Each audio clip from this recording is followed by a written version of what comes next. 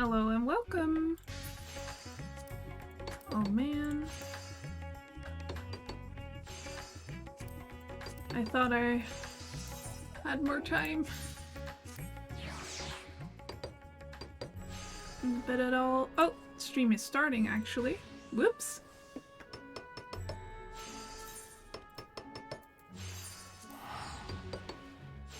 Hope you're doing well today.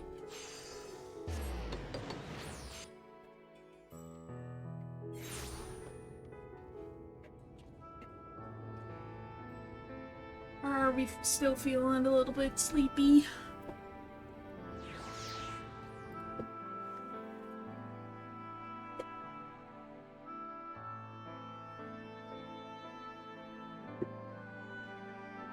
Ah, that's good.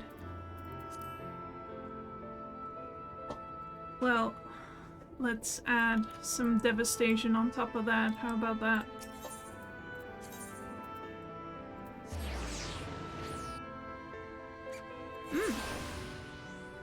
Yeah, I've been waking up early for the past 2 days. Like 7 a.m. That's mostly because Gijs keeps... He has like a little basket that he lays in. And it's very close to my, radiator, like, for the heat. And if he, like, scratches himself, it, like, bounces against the radiator, so it makes a really loud sound, like, tuk tuk tuk tuk tuk tuk tuk, and that keeps waking me up.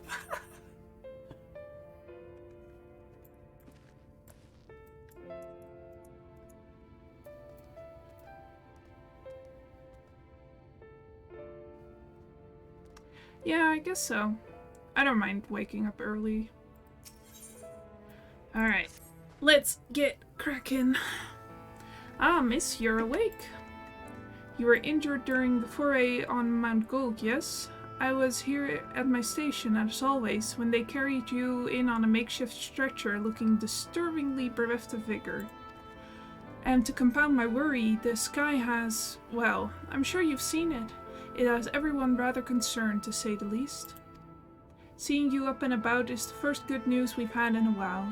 Assuming you feel strong enough, would you mayhap consider a stroll around the city to reassure our anxious citizens? Bragi was one of those who helped convey you to your chambers, and he has visited several times since to inquire after your condition. Ah, lame man.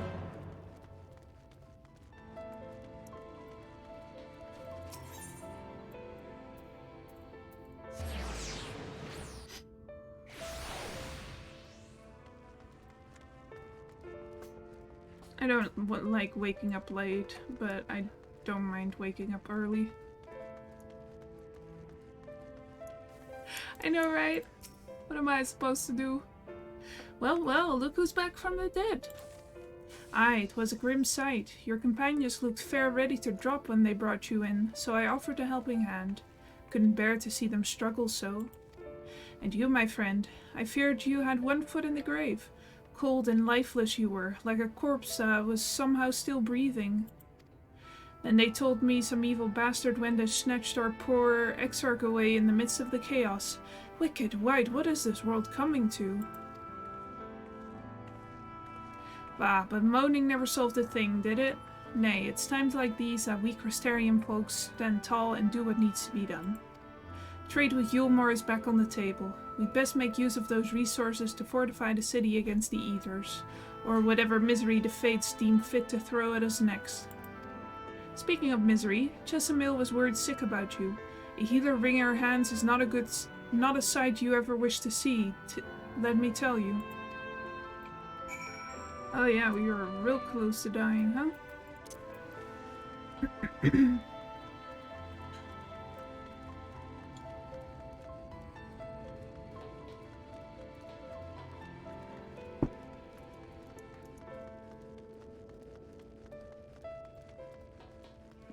Run.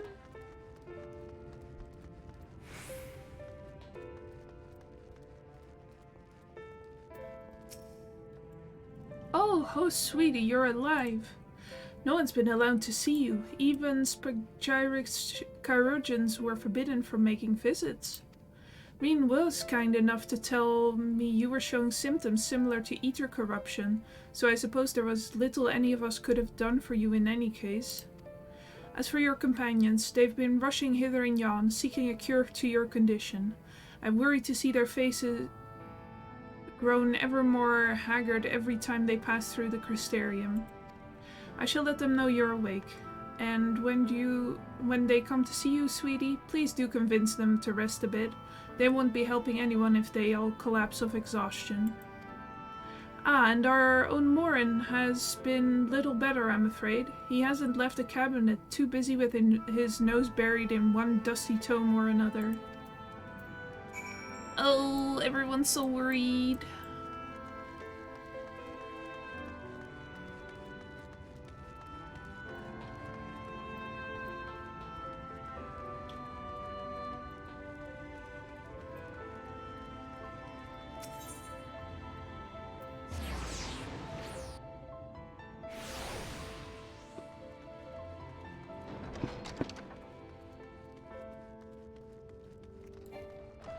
Oh.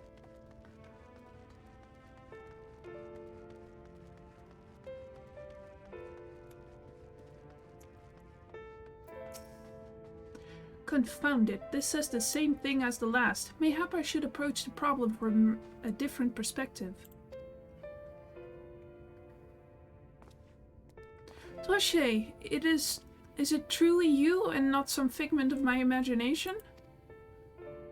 Oh, but this is wonderful. 'Twould seem our prayers have been answered. Feeling otherwise helpless, I've been scouring our shelves for the wisdom to explain this most worrisome conundrum. Why, with all the Light Wardens defeated, has the light returned to obscure the sky? I must have pored over 100 tomes, but no definitive conclusion seems forthcoming. So many questions I would pose to the Exarch, and thus do I feel his absence all the more keenly. Now that you are awake, however, I am hopeful the search for our stolen steward might begin in earnest. Catalyst, meanwhile, leads the crystalline mean in preparations for the battle, though against what foe we are as yet uncertain. Why not pay her a visit? I expect seeing you upright would be a much welcome relief. Oh, he's so cute! Bop. Sorry, I missed Ishgard so much, I just had to do that.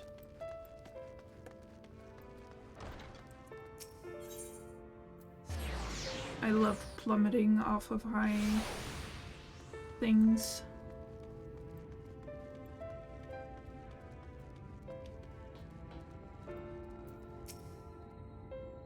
Toche, alive and well, I see. You gave us all a proper fright, you know that? The friends you've made in the facets have been talking with me, wondering what they could do to help. Anyway, I'm glad you recovered enough to stand. You're not planning on striking out straight away, though, are you? I was hoping to have a better look at your equipment. If we'd been able to provide you with a better weapon or sturdier helms, then maybe you would have won that day, and the Exarch would still be here. As such, we're keeping busy consulting each other on new forging techniques and designs and the like. If you could stand still for a moment, I'd like to assess the gear we're trying to improve.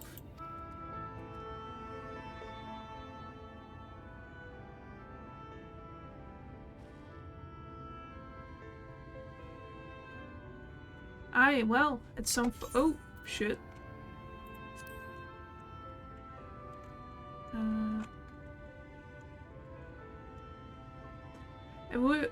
It wouldn't be impossible to make something better, but we'd need to experiment with different patterns and materials, and I'm not sure if we have that kind of time.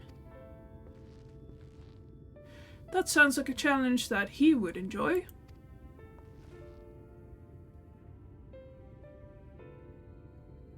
Who?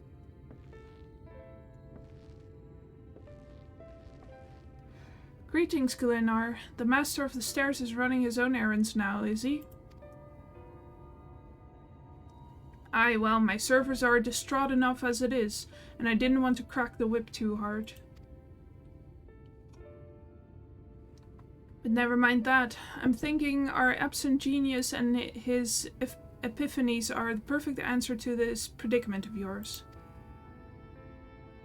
And by genius, you mean old Grenold? He is a man of unrivaled gifts, I won't argue with you there.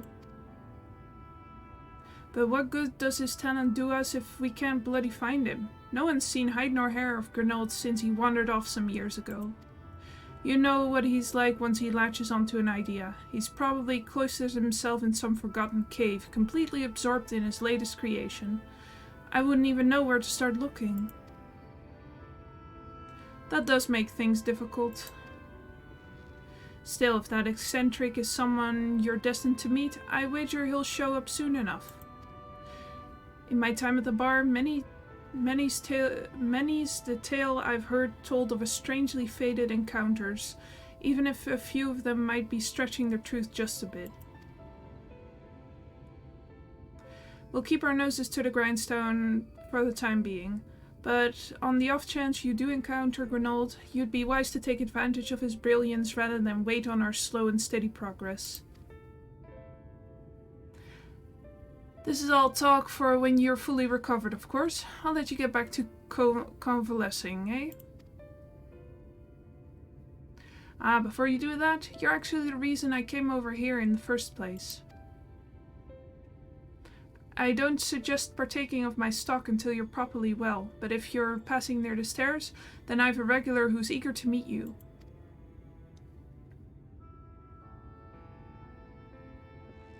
I'd best be getting back. Just because the world's coming apart at the seams doesn't mean we have to follow suit now, does it? Here. We can't forget the heart upon which this city was founded, or the exarch might not have much of a home to return to.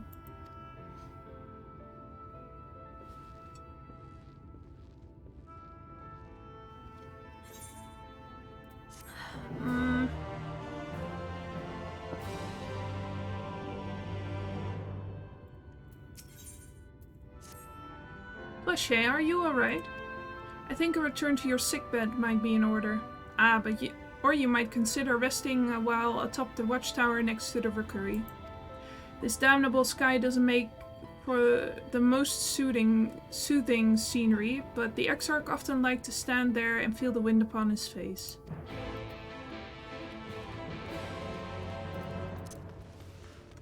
Well, I do enjoy a little breeze.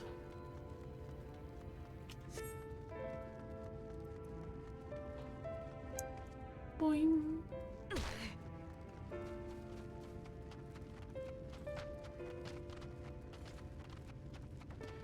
Today's the day of jumping off of things.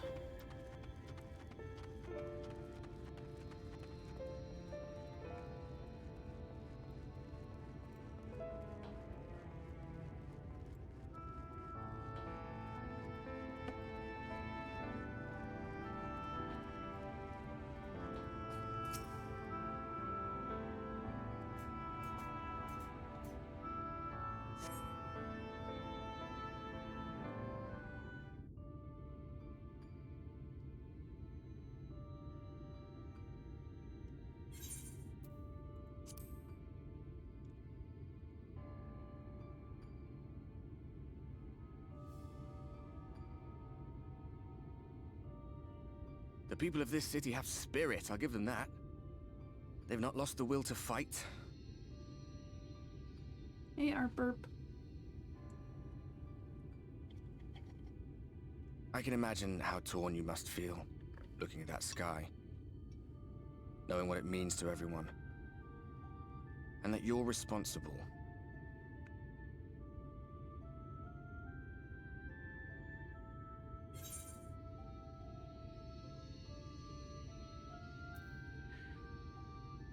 It's all such a mess.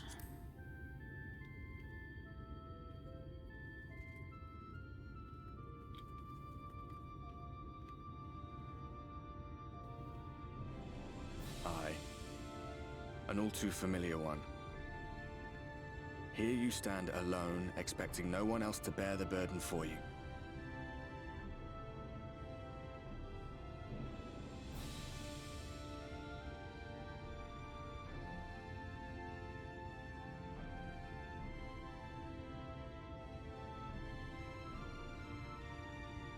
a corner, and there doesn't seem to be any obvious way out.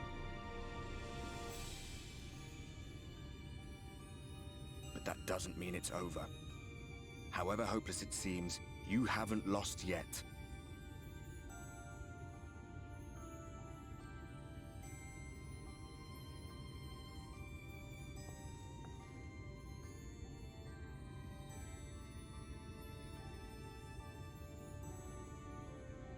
I remember looking up at the sky like this before.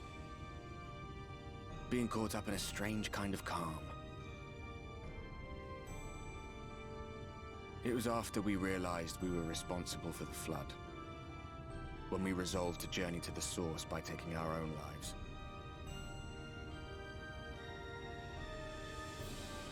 One last sacrifice. One last fight. One last failure. And then the Oracle appeared and, well, you know the rest. There were times in the years and decades that followed when I wondered if we might not have been better off just letting the rejoining happen.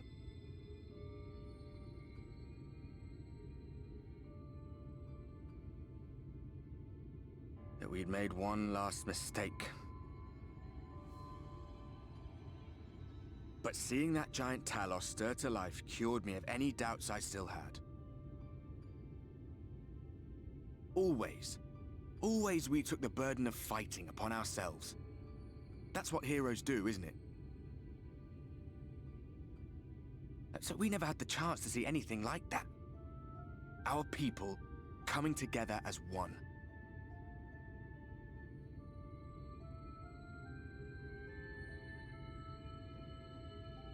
To think that their hope still burned so bright. That they were still so eager to live, they would lift up their fellows, one on top of the other, till they reached the sky. No. We made the right decision. And I can finally feel proud of the part we played in helping this world survive.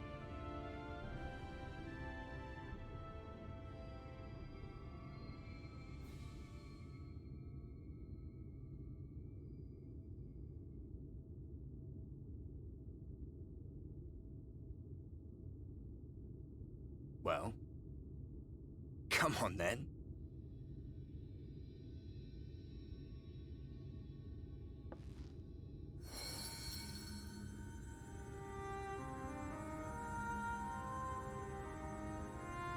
As I thought. What happened between us was no coincidence. My story may be finished, but the fates have gifted me a minor role in yours.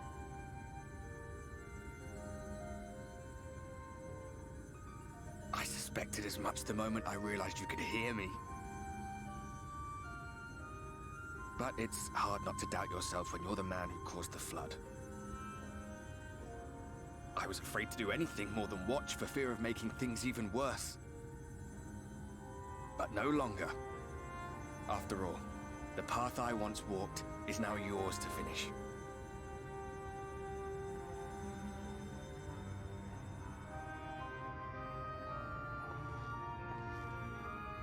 For what it's worth, I cast my lot with yours. If you need a push, I'll be right there behind you. If you lose control, I'll do my best to stop you.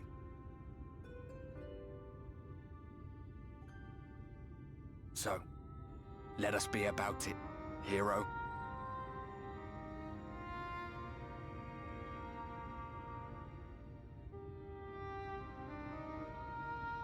I love my friend Artbird. Oh, I was worried you were up here all alone, brooding and fretting and wallowing in your woes. But look at you, grinning at nothing like a pollen-drunk pixie.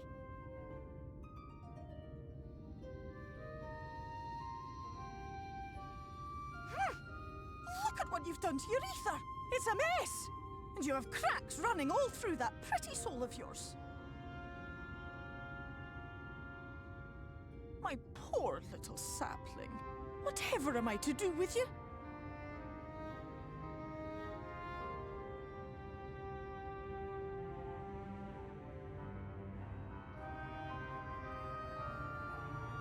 Shall I yield up my throne? You could claim it, cut ties with the mortal world, hide away in the castle.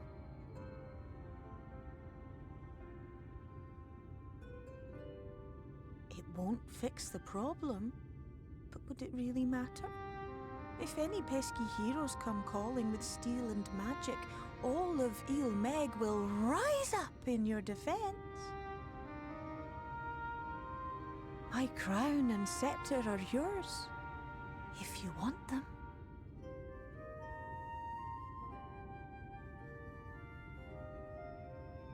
What? Don't give me that look! Of course I knew before I asked that you'd never ever heed such a wicked suggestion.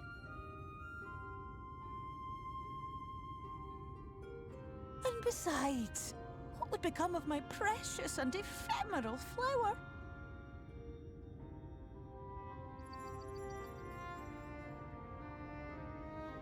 Oh, my dear beloved sapling.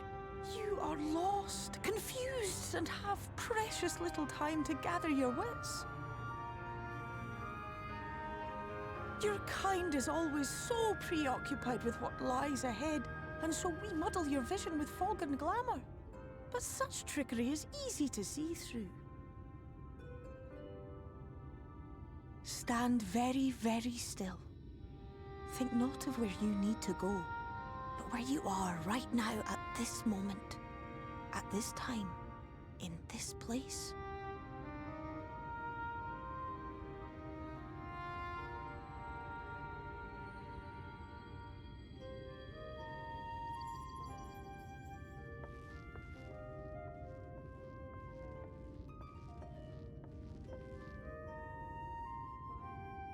Our cairn of crystal. From shadowed hood he watched you go, his ruby eyes with warmth aglow.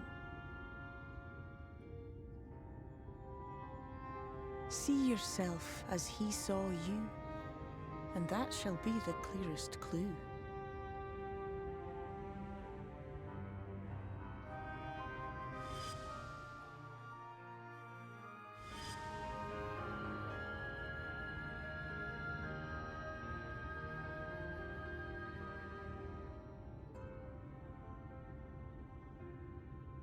You stand in his garden, dear sapling.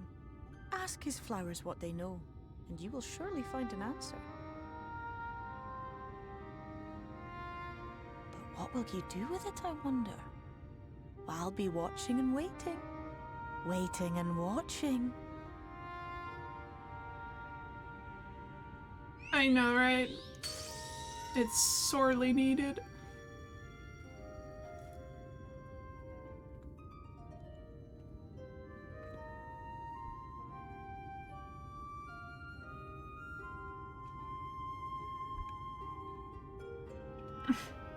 Also, I was just wondering, did you figure the Exarch was Graha all this time? Or was it a surprise to you?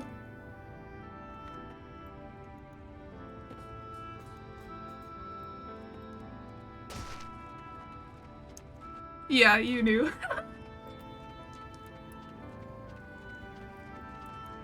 It was a little obvious in hindsight. Oh, I did not expect to see you on your feet so soon. Surely you have not come in search of an Amaro. What do I know of the Crystal Exarch? I'm happy to share, but I fear there will be no surprising revelations. As any in the city could tell you, he is a man of wisdom and compassion and many untold secrets.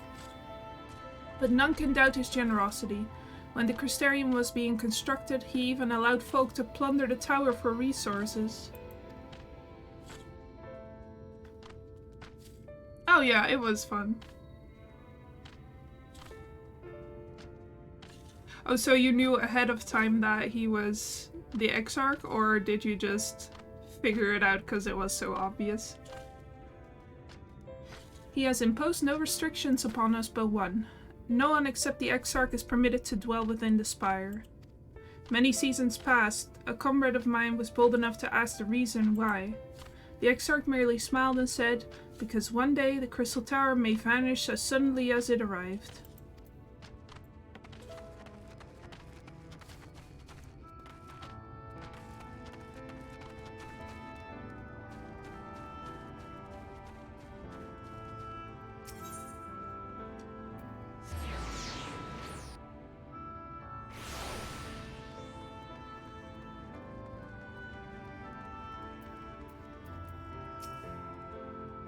O'Shea, it's good to see you awake and alert, my friend.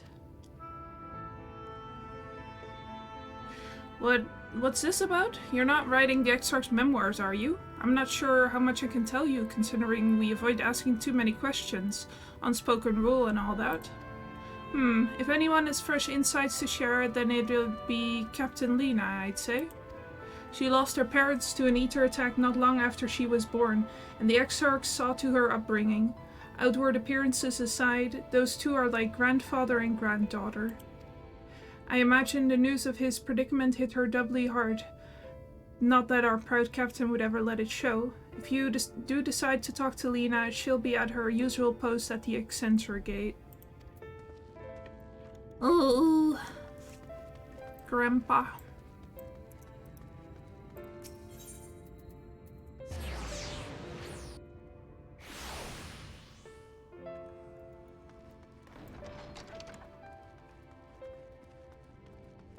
This is a daddy-daughter expansion.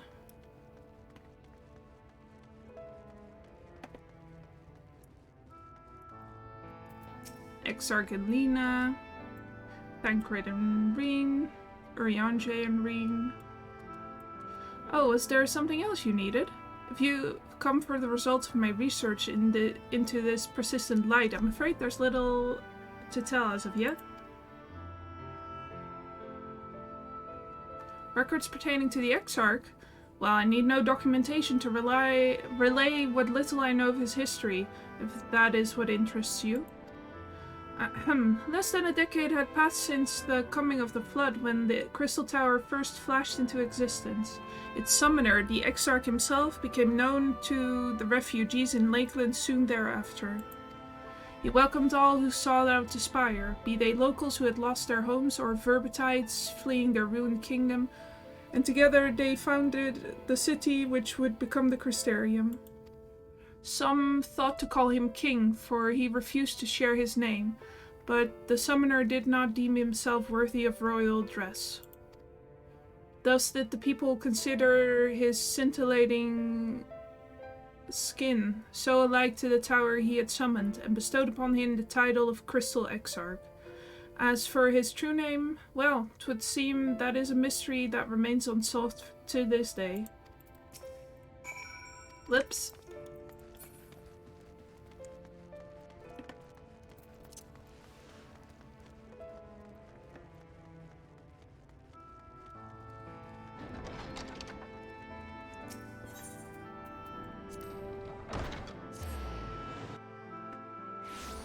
Ugh, neck crack.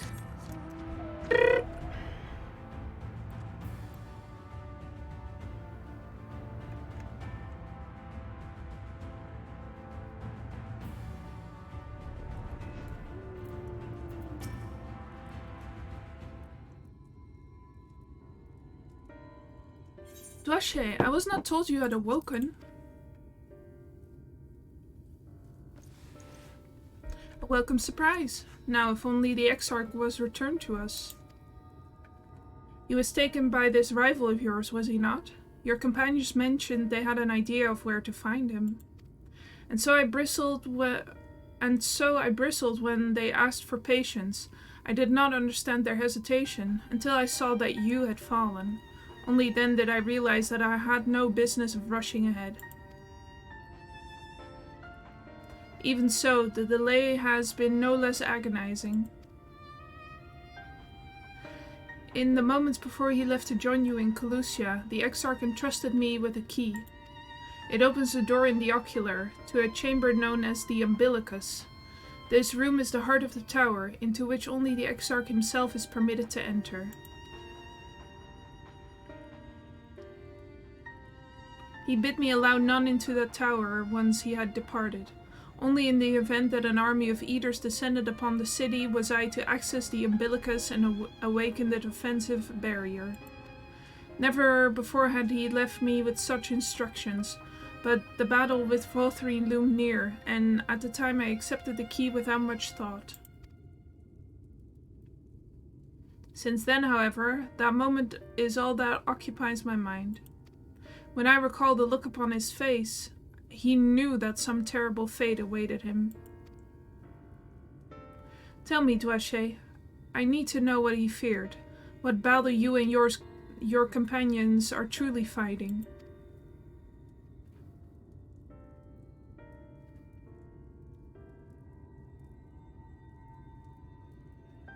Forgive me. I trust in the Exarch, and I should not be voicing these doubts when he is not here to respond to them personally. But you have come to me with a question of your own, have you not?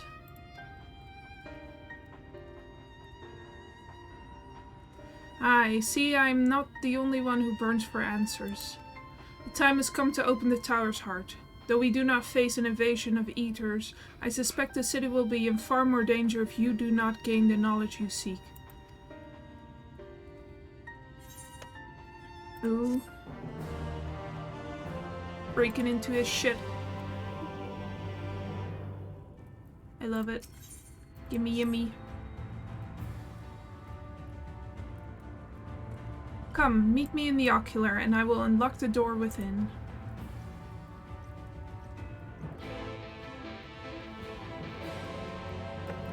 Ooh.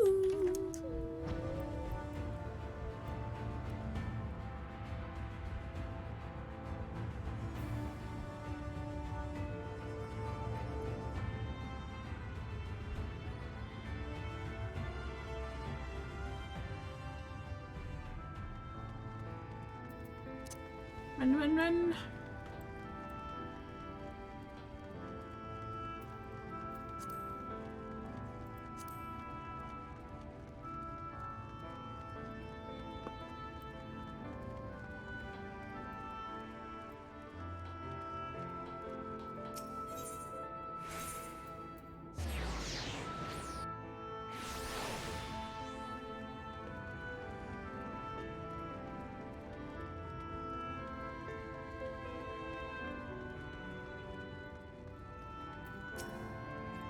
Blah blah blah.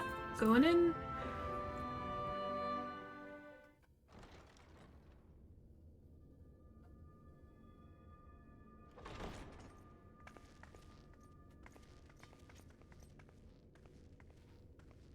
I have unlocked the door to the umbilicus. You are free to enter. Once you have what you require, I'll see it sealed once more. Until then, I will remain without.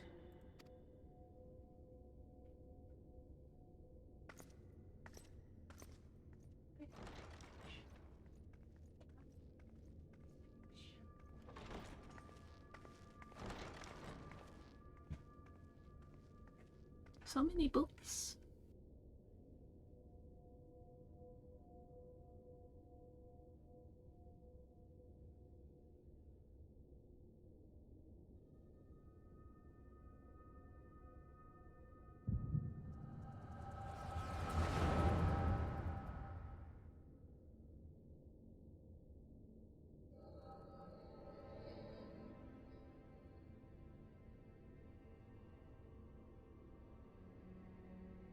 A moment to collect my thoughts, I prithee. Thy true name is Grahatir, then.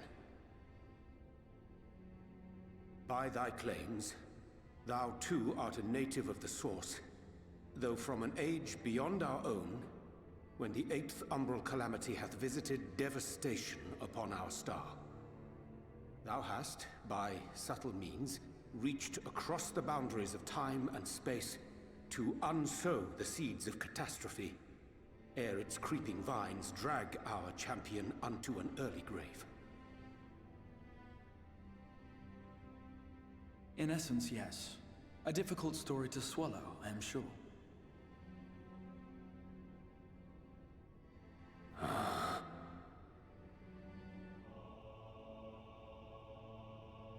I doubt not the veracity of thy words, not the account of thy coming, nor that of the fated calamity. Yet my mind straineth still to apprehend the enormity of this tale. Wouldst thou favor me with a gradual unfolding of its chapters? Certainly. But where to begin? I should start with those great minds who survived the calamity. Sid Garland being perhaps the greatest. in hopes of staying the unending tides of war, he and his fellows pursued all manner of possible solutions. One of these was rooted in a theory which unified several fundamental principles discovered over the course of the Warrior of Light's adventures. It proposed a method by which one could enter the River of Time, traverse the rift, and leap between worlds. Perfecting that idea, however, was a work which consumed their lifetimes, and thus was it left to future generations to decide whether theory would be put into practice.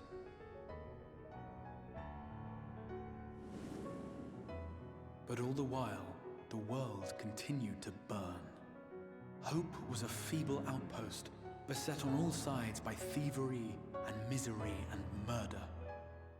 People cried out in despair, "There is no hope, we are finished. Mankind is finished." Then others raised their voices in answer. Though we be beyond salvation, those who came before may yet be saved. We will forge a crossroads and pave the way for a different future. By the wisdom of our forebears, we will prevent this calamity from ever having come to pass.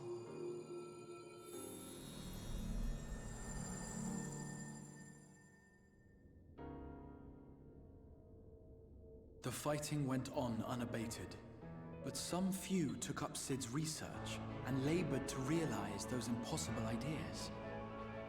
After 2 centuries of labor, their descendants finally succeeded in awakening the Crystal Tower, an integral part of the process, and, in doing so, roused its caretaker, me.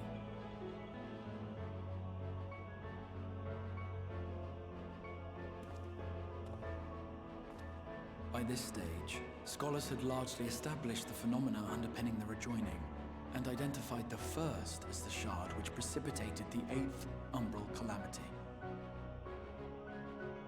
This grand structure was already capable of storing the energies required to attempt the translocation.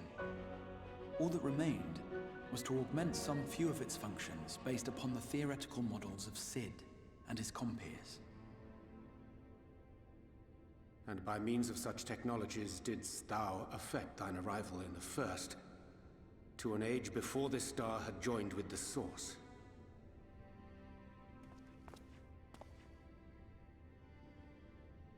Some while before, as it turned out. 'Tis all but impossible to predict how time will flow between one world and the next, and we missed our mark by almost an entire century. But this only worked in our favor. The Sin Eaters could not be defeated without the blessing of light, and summoning the only woman who might stand a chance against them would require decades of preparation.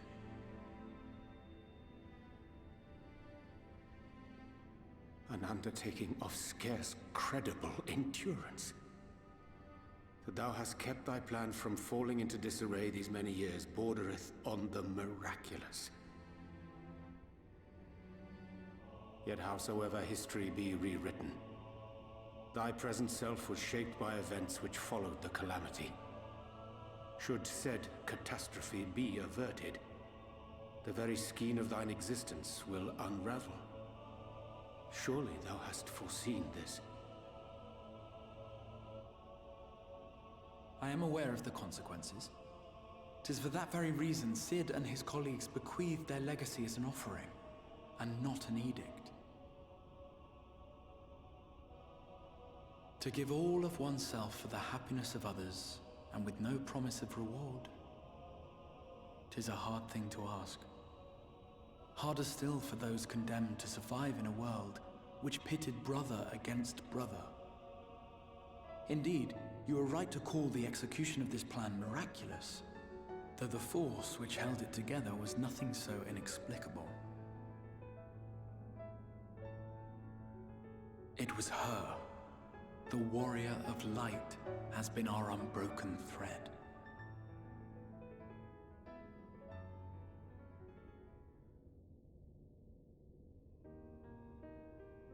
Where others would stumble and fall, she would rise above.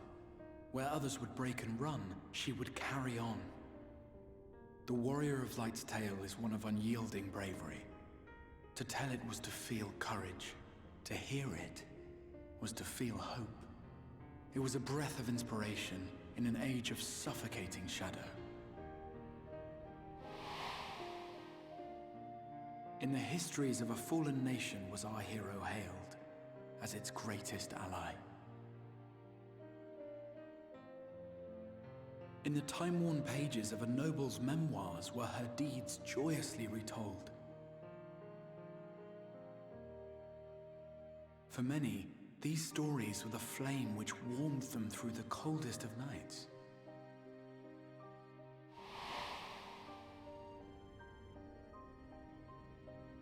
And so it should come as little surprise that the plan found no shortage of volunteers, concerning as it did the Warrior of Light herself. It was their chance to add their own verse to the hero's saga. She was the lodestar that brought them all together, to send their final message back through time and space to her.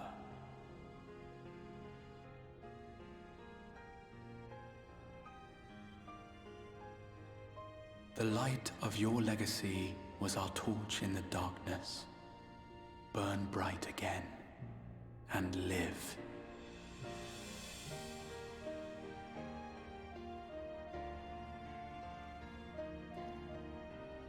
I am merely the bearer of that wish, come to ensure it is safely delivered.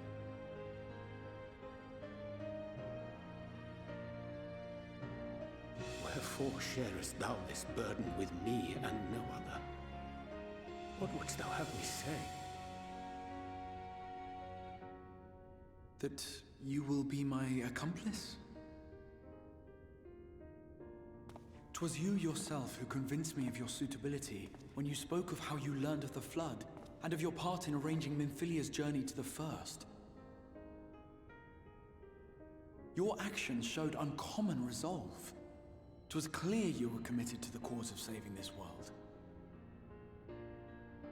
I knew I could trust you to choose the right path forward, even if that choice came with a heavy price.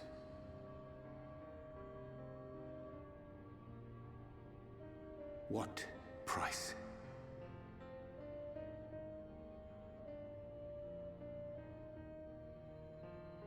When all is said and done, and the last of the Light Wardens lies slain, I will absorb their corrupted ether, and then I will die.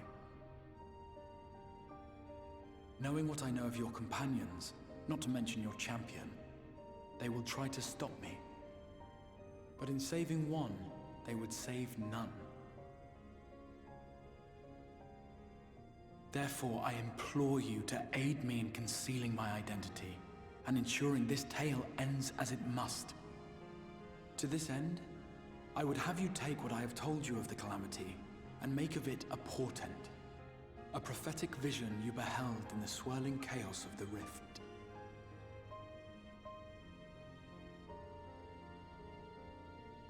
Is this truly thy wish?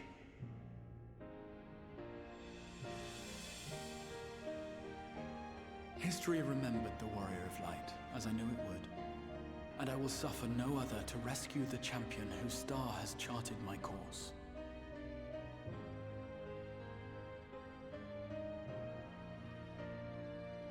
I will see this tale to a happy end, my friend. There has been enough tragedy.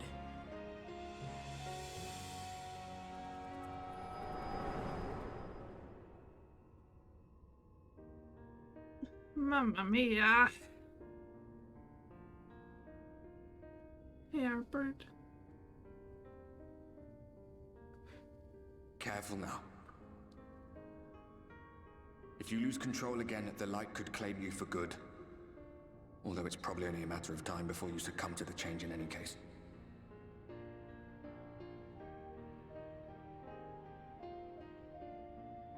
What do you mean to do? Go and get him back.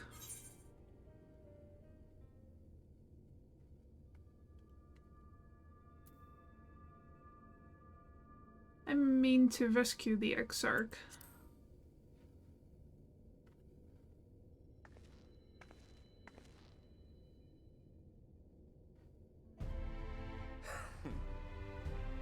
We should be on our way. Dacian mentioned the Tempest, did he not? That's the stormy seas around Calusia to you. His lair must be down there somewhere, hidden beneath the waves.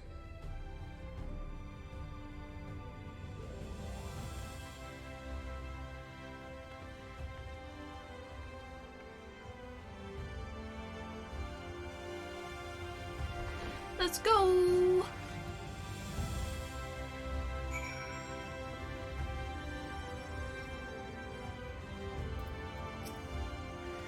Did you find the answers you sought? If there's nothing more you need, I will go and lock the door. I need some directions.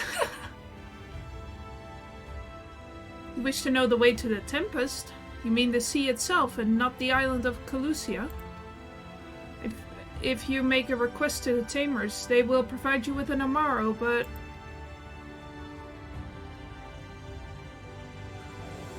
Do you mean to leave right this moment, alone? I'm not sure that... Nay, I will not seek to stop you. Go with the blessings of the Shadow, and I shall await your safe return.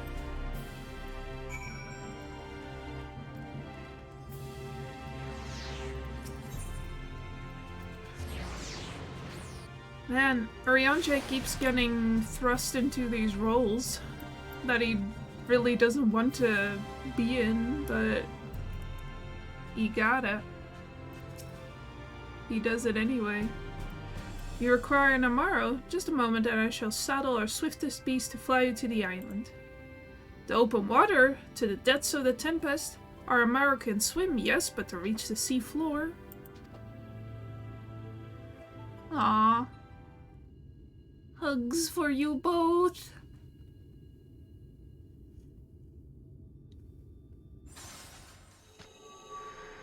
No.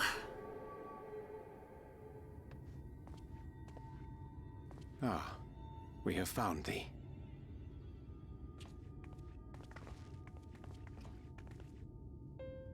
Word reached us of thy recovery, and thus did we gather with all haste.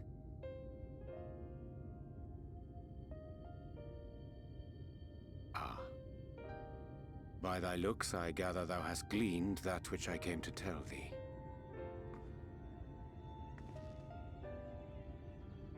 Urianger has shared everything with us. The Exarch's true identity and purpose.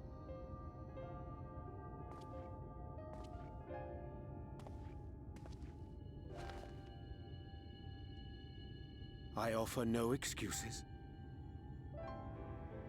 When I agreed to aid the Exarch with his plans, 'twas in full acceptance of the condemnation I would face when my duplicity was laid bare. Yet it is not rancor, but resolve that I sense in thee. Thou art fully intent upon walking thy path to its end, art thou not? If thou canst forgive my deception, or, failing that, set aside thy displeasure for a time, I do beg leave to follow thee. What strength and wisdom I possess are thine to command.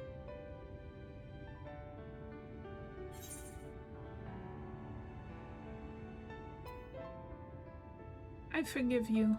Let's go.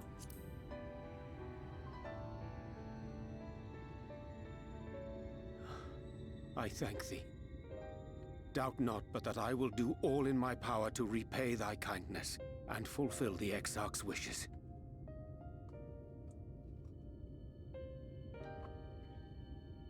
I'm sorry, but I don't think this is a good idea.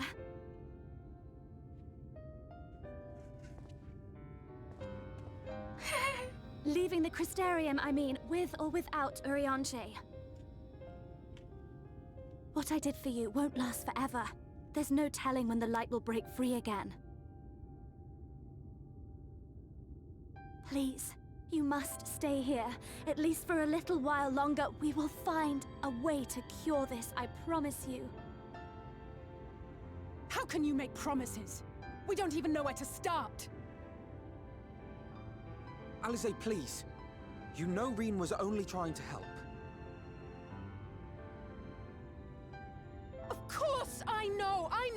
only too well. But making promises you have no way of keeping is not a kindness. It's a lie. Plain and simple.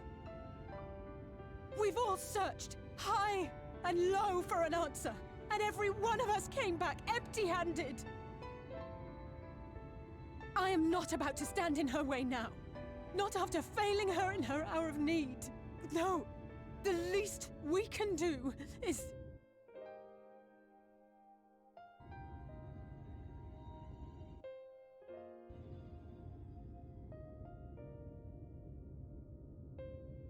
We will go with you as well. There is naught to be gained by standing still. Indeed, we have exhausted every other avenue. Lead, and we shall follow. If there is any hope to be found, then we will surely find it at your side. Are we all in agreement then?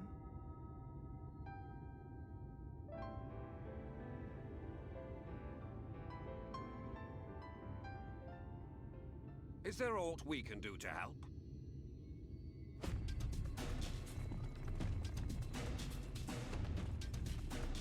Though we may not know the whole story, we do know you're in for a fight. And while the Exarch's away, it falls to the rest of us to see the Warrior of Darkness is given a proper send-off.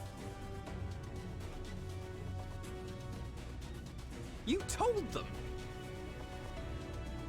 No! Well, not in so many words.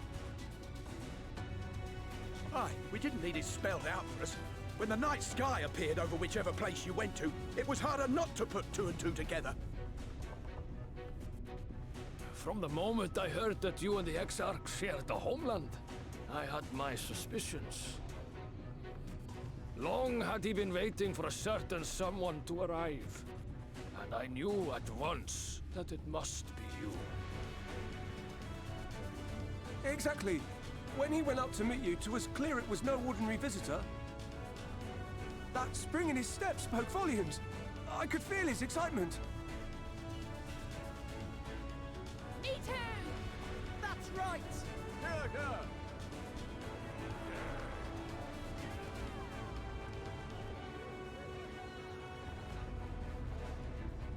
We do not fully understand where you or the Exarch hail from, or why you've all done so much to protect us. But we are deeply grateful nonetheless. So, if there is anything at all we might do to aid your journey, you need only name it. What would you have of us?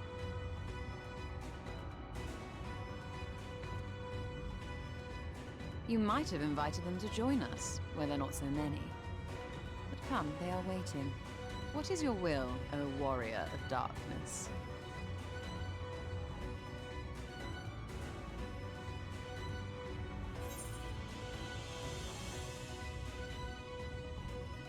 Defend the Crystarium until we return.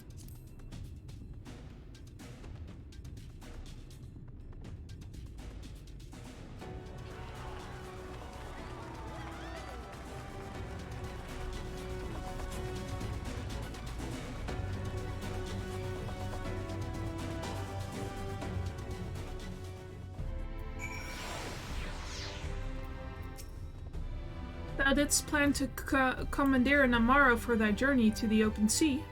I fear the following dive down onto Emmett Selk's underwater abode would drain even thy legendary stamina.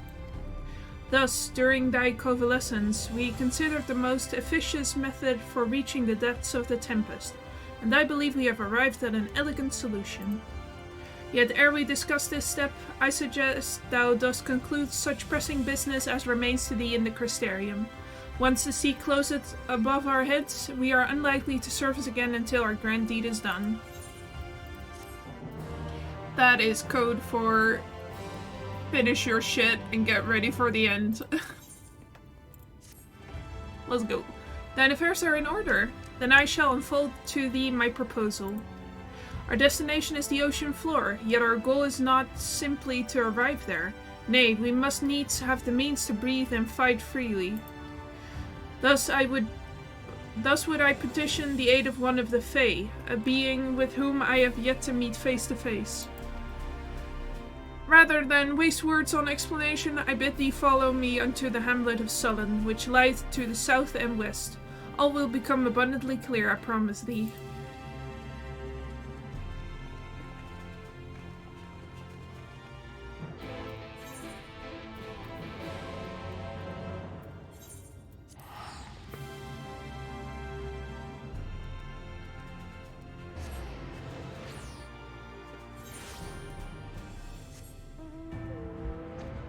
Whee!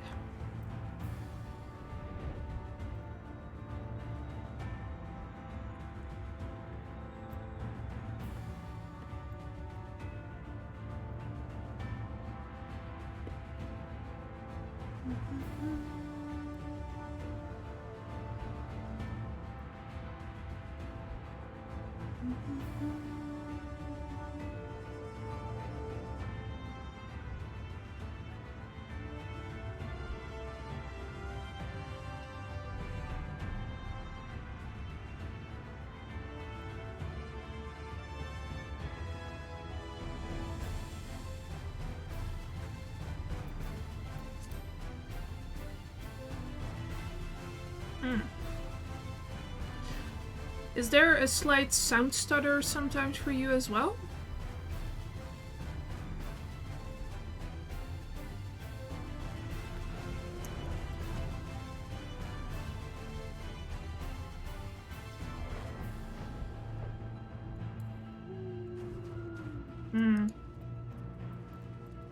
Yeah, it's just weird. Hold on. Let me just close all the shit I have open.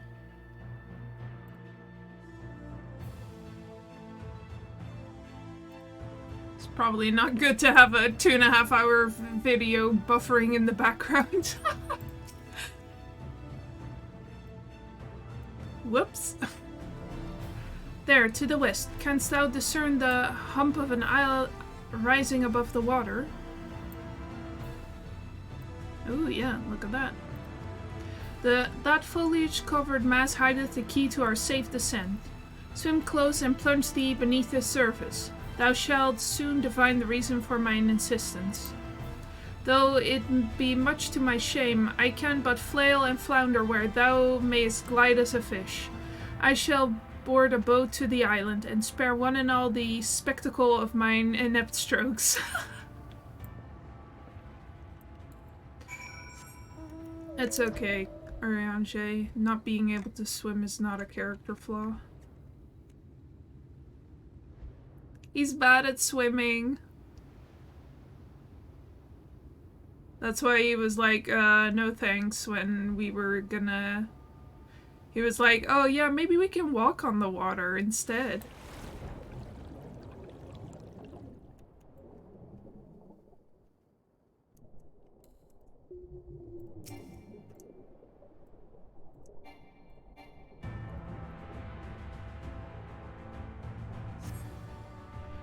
Two curved slabs of rocks seemed squeezed together here, giving the impression of giant stone eyelids.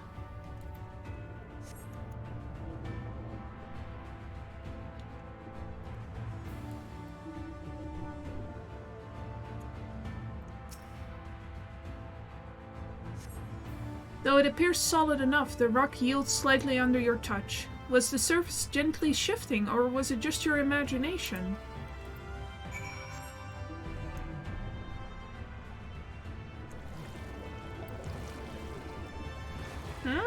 What's up with this?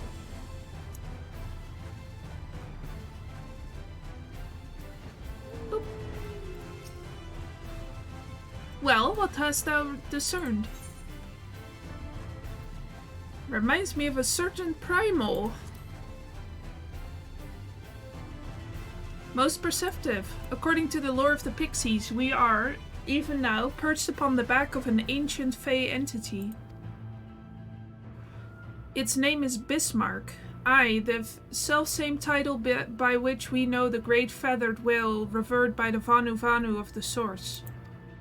I would enlist its aid to bear us onto the deep, and thence banish the water with an airy sphere, alike in form to the domes which do shelter the hamlets neath the ruby sea.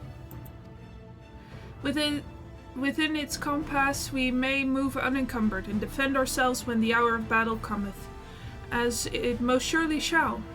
Now I must needs ask for silence whilst I make my supplication.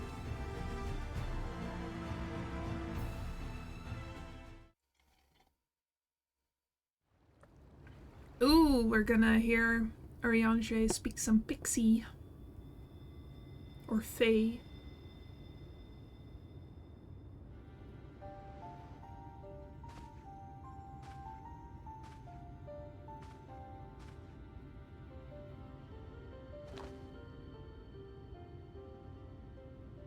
Wir Sach, Bilan Bismail.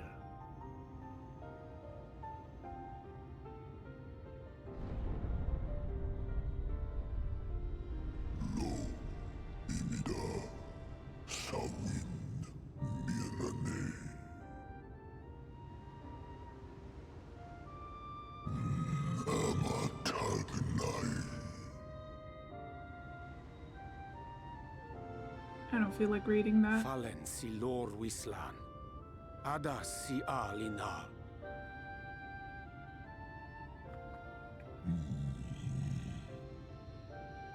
Van urs atslir. Olfoth him. Iri guath thi.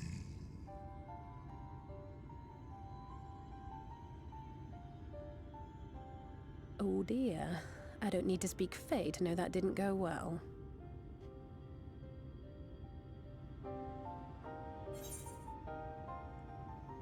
We need Feo Ul.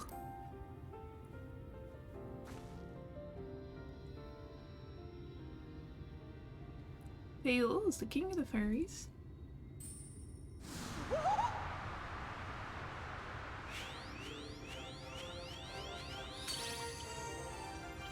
Oh, my snake yak! You've learned to call me at last!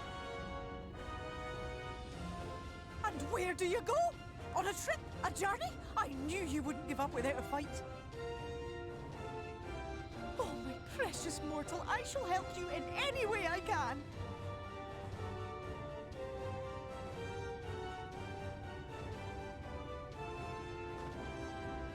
Gers Bismail win picked. Van dromi drom jakom. Van reed rithje.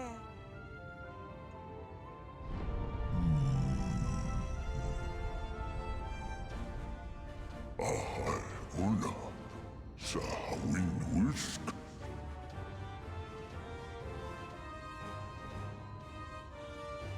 Isne rim. Sor vierlo.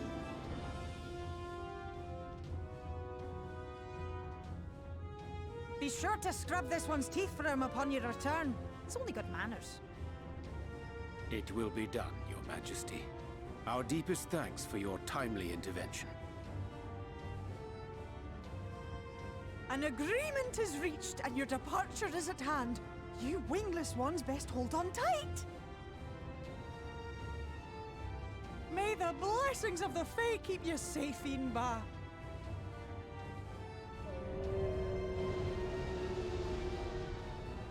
Lo fallo ruis. Van in narsitar. Dir sitagnai.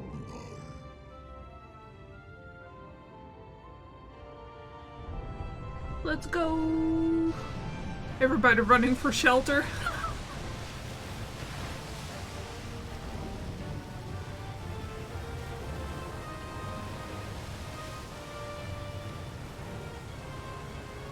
So cool, right?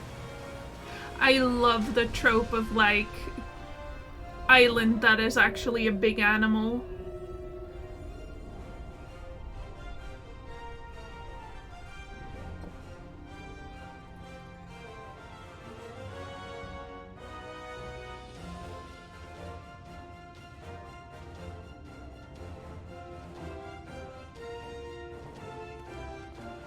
And just like that, it's all gone back to the way it was. What was you expecting? 100 years of honey and rainbows? Seeing them Yulmore types wake up and smell the ashes was miracle enough for me. Ah, but the magic in the air when that ladder started moving. And when that great hulking Talos rose up. Gods. I could live 1,000 years and never behold anything so amazing.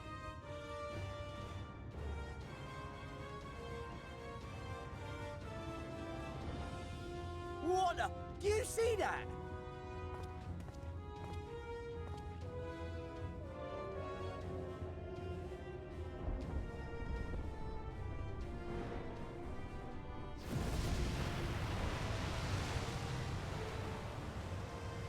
What a monster! Where did it even come from?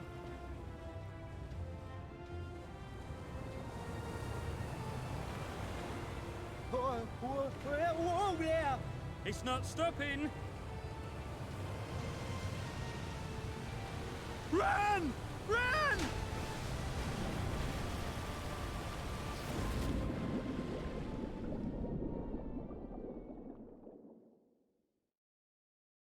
Enjoy wet clothes. Vanana Anna. Tilden Sidok. Thanks, Bismarck. Iri Halsi. Funne. Aktma von Jasni. Tagnai.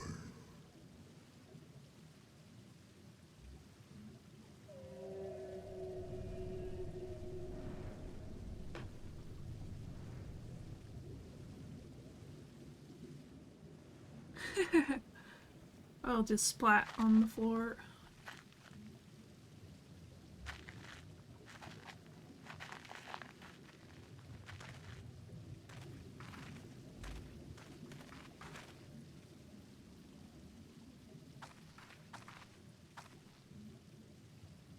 Wow.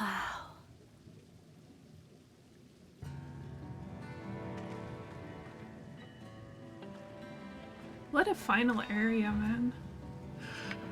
Ah, I love it so much. The breath of Bismarck. See how it swells to form a dome beneath the waves? The waters recede. The tempest's floor is laid bare. In defiance of the blinding sky, this place holds fast to its gloom. The last refuge of he who denies the light with every fiber of his being.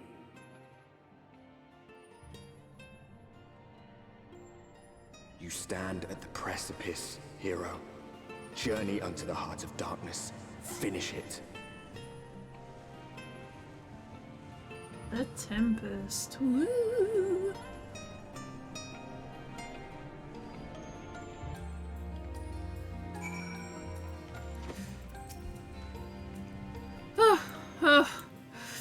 Full glad am I that Bismarck was true to his word. We arrived at the Tempest, safe and dry. 'Tis here that we shall find the lair of Emmet Selk, and I believe the imprisoned Exarch as well. For an Ascian alone, it is of course a trifling matter to flee unto the rift. Yet I suspect such travel is nigh impossible with a mortal in one's custody. Nay, he would not soon risk his prize when the Exarch's very body serveth as the key to the Crystal Tower and its powers of temporal transportation. Thus am I all but certain that this underwater realm harboureth our friend and enemy both. We have but to find them.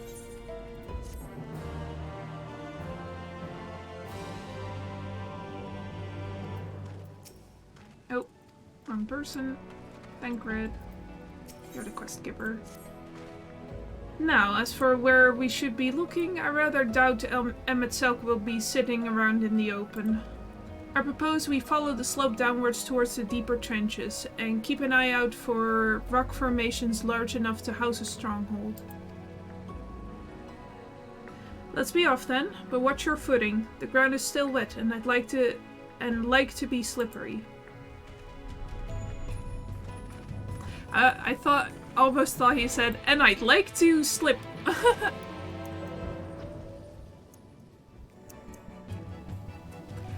You love falling on your ass. You love to see it.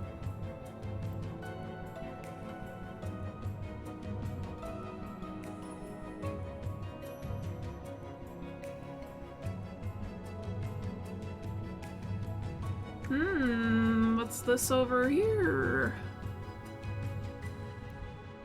Oh, hello. Are you okay?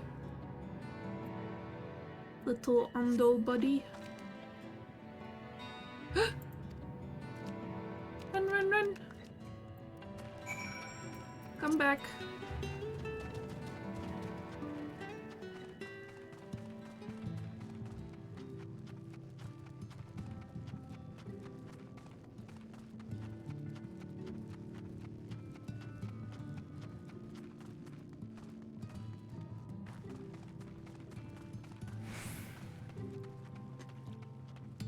Look at these guys. They live here. They must be happy. The Finland's ones, they followed me. Why have you come? Was it you who took away our water?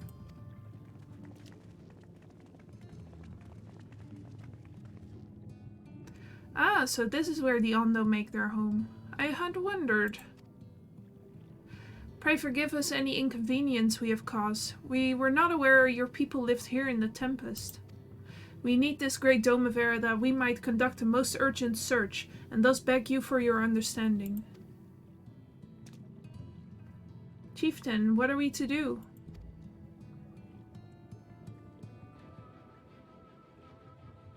They're kinda cute. Are you emissaries of the Ancient Ones?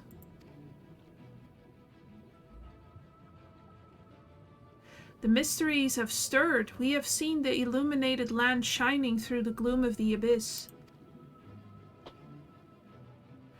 If you are the emissaries, the chosen, I bid you welcome. If you are not, I bid you leave. I'm not sure I understand. Would you be willing to elaborate?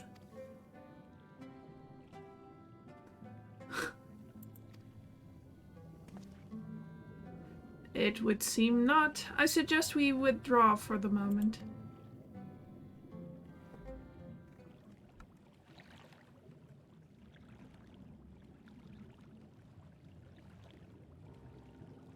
So what's the plan? Given your condition, I'm reluctant to suggest lingering here. That said, our presently meandering search would proceed far more swiftly if we could call upon the Ondo's local knowledge. Yes, I'd like to know more about this illuminated land the chieftain spoke of. Could it be Emet-Selk's stronghold, do you suppose? Perhaps he lit the lanterns upon his return? We cannot dismiss the possibility, but if these Ondo refuse to speak with us... Tuashe, do you remember even my first scheme upon entering Yulmore, how I had planned to ingratiate myself by offering lucrative trading opportunities with the Ondo? The individual I dealt with was reticent in manner and curious in custom, but we were able to reach an agreement nonetheless. I believe that with the right approach we can build a similar relationship here. What kind of approach did you have in mind? That chieftain fellow didn't leave us many options. If we are to tread the swiftest course, then we must needs locate its beginning. 'Tis plain our all too dramatic arrival hath thrown this settlement into confusion. Were we to solve such problems as we have caused, and assure our host thereby that our purpose here is not inimical to them, they may yet prove amenable to reason. I smelled chores, but very well, if it can be done quickly. What do you think? I've nothing better to offer, but I do worry that what will happen if the Ondo's tales end up leading us to a dead end.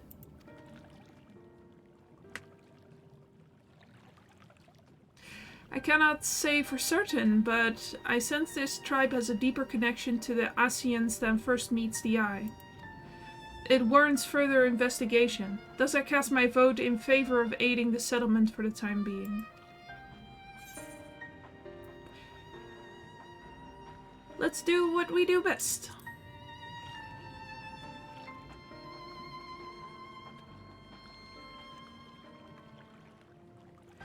Then it's settled. Y'shtola, pray proceed with your investigations. The rest of us will see about fostering some goodwill.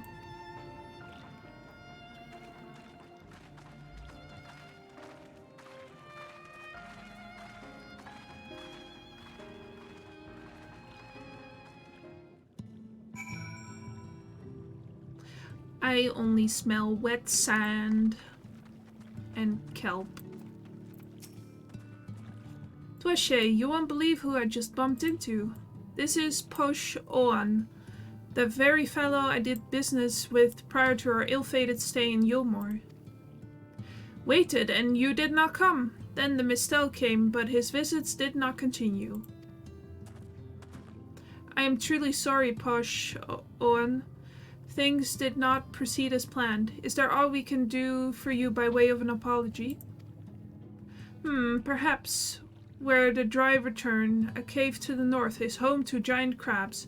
We do not fear the crab, for we are the swifter swimmers.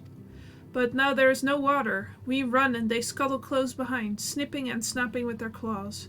There are too many of them. Too many. Ah, I believe I can be of assistance there. And what of you, Dweshe? If you've not found a task, you are most welcome to join me. Indeed, I should appreciate the company. Where the dry return has a rather ominous ring to it.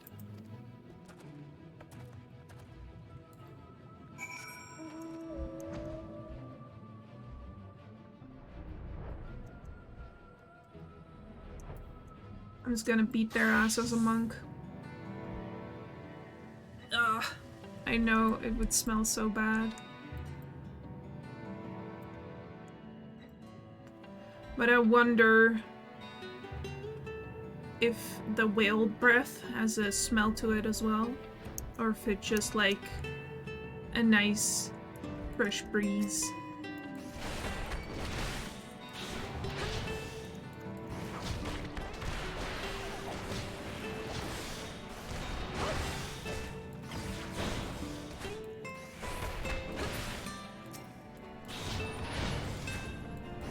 Monk time because I am impatient.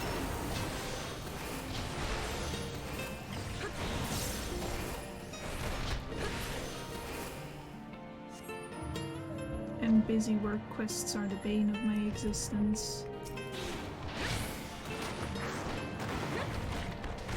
Oh, look at the damage!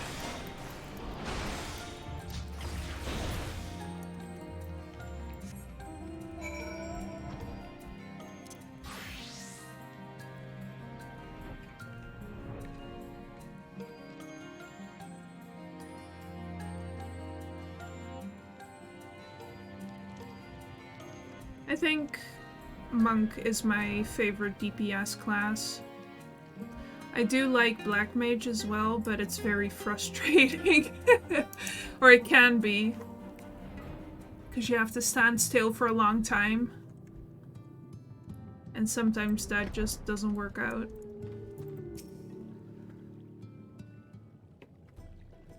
But I do like Red Mage as well. You could crack their shells? You must be stronger than you look.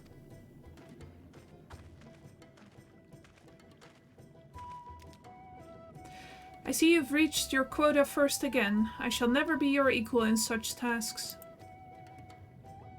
Still, I would say we have reduced the local crab population to far less threatening number. My thanks to both of you. You must have a reward. Nay, Paushon. This was to be part of my apology to you, remember? Besides which, the lack of water is our doing, for which we must also make amends. Might I convince you to tell us something about your village instead? I would very much like to learn more of you and your people. Very well. Before the flood came, it is said that our ancestral home was found in the seas to the south. It was utterly destroyed by the light. Only those who were out hunting survived. They swam, aimless and lost, until they spied buildings here on the sea floor. Strange buildings they were, and long had they stood underwater, yet somehow they had been spared the scars of time and current. These structures provided shelter for my people, protection from the tempest, turbulent waters and predators which hunted within them. Their very existence seemed a miracle. The first settlers pondered their good fortune. It was clear that the race who had built such wonders had guided their course, and from this did they discern the truth.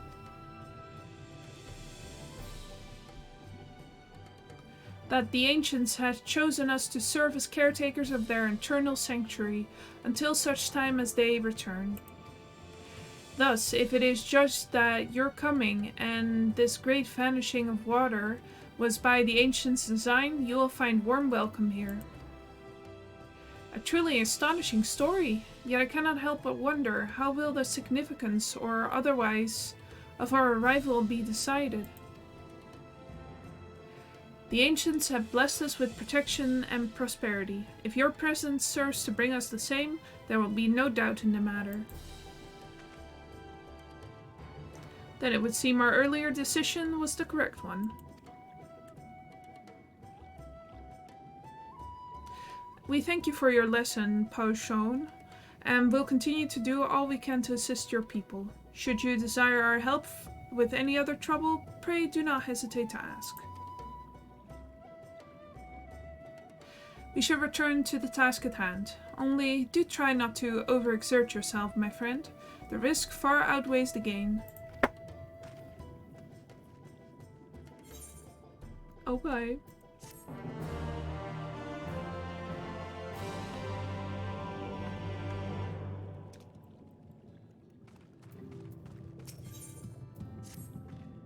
Ah, Dwashe, have you learned aught of note?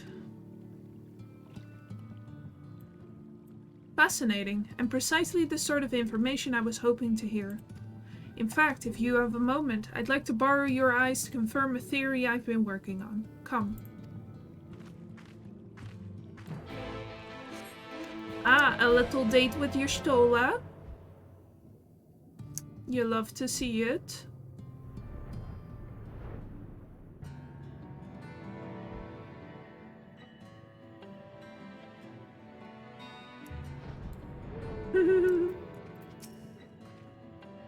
Now, there are two tasks I would have you perform.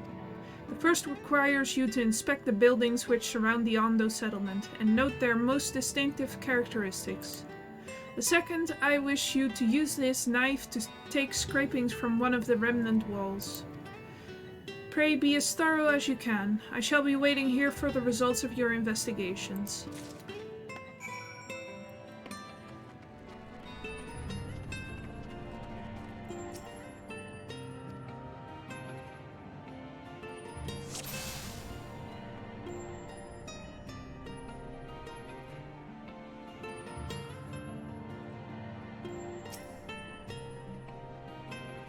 The tall, slender tower features many elaborate windows, the likes of which you have seen nowhere else.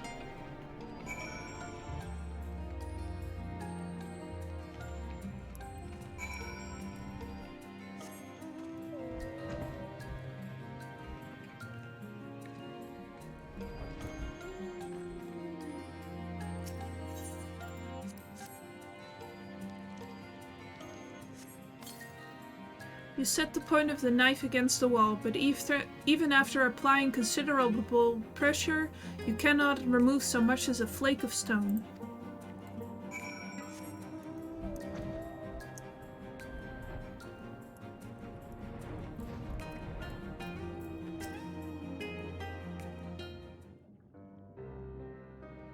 And what have you discovered?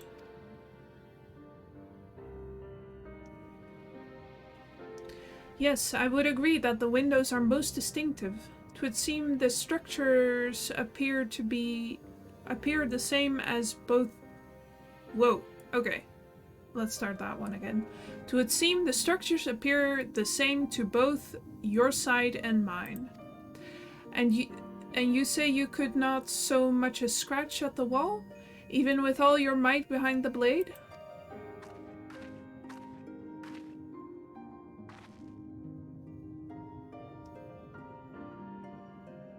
Toache, everywhere I turn in this place, my gaze is drawn by peculiar materials for which I do not have a name.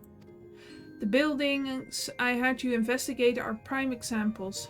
They may appear to be constructed of ordinary stone, but I assure you it is nothing of the sort. If pressed, I would describe the substance as a composite of several mineral properties, blended to create a material of unparalleled durability. Even the Ronkan Empire, once the greatest power in Northrend, produced nothing which compares to this level of perfection. But if not the Ronkans, then who? Who were these ancients that Ondo claim as the architects of their sanctuary? I suspect our answer lies with the reason Emmet Selk withdrew here to the Tempest.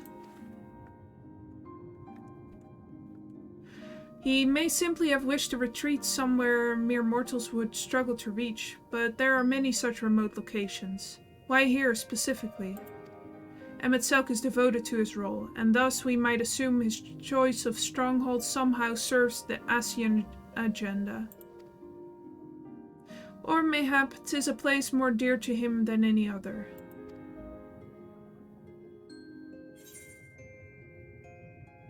Are you saying this was built by ancient Ascians?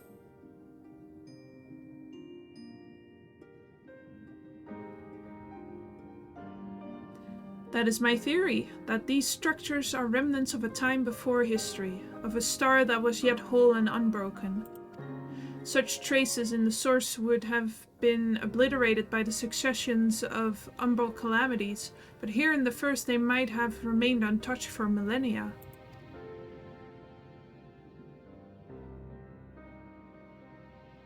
A copy of the mural in the Katana Ravel. Almed presented it to me during my visit to Fanau, after our victory in Calusia.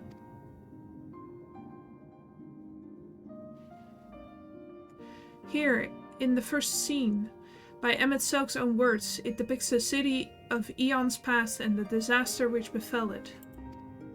The design is much simplified, of course, but do you see the similarities between its towers and those you have just inspected?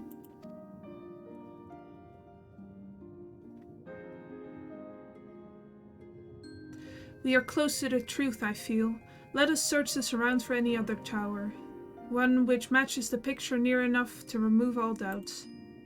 From what I have seen, not more than sand and more sand lies to the east, and the south held no such structures.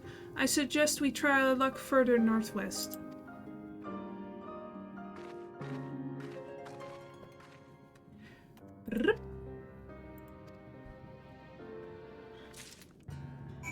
Alright, fuck.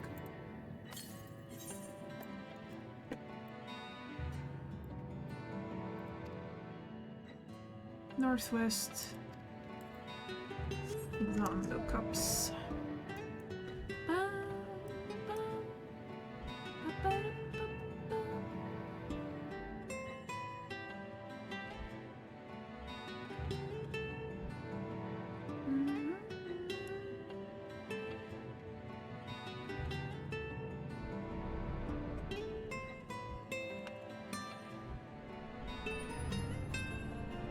I don't actually remember where this would be.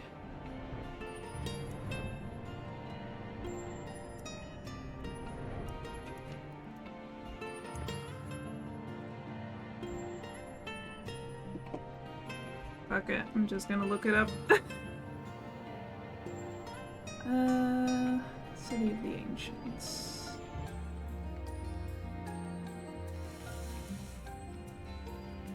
X21. Other way.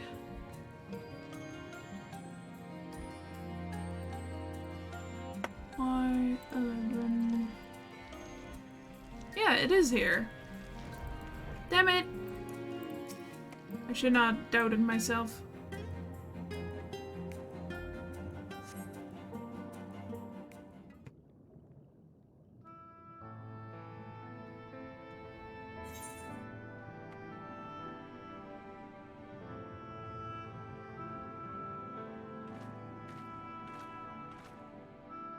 Aye, this is the mural writ large. Though I cannot guess at its purpose, it must have been an imposing sight. How much of the tower's height lies hidden beneath the ground, I wonder. Centuries of our history have settled upon such ruins, countless layers of dust and sediment.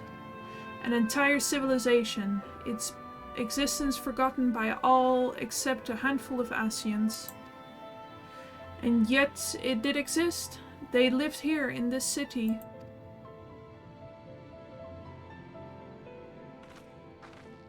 But let us focus on what we've learned thus far.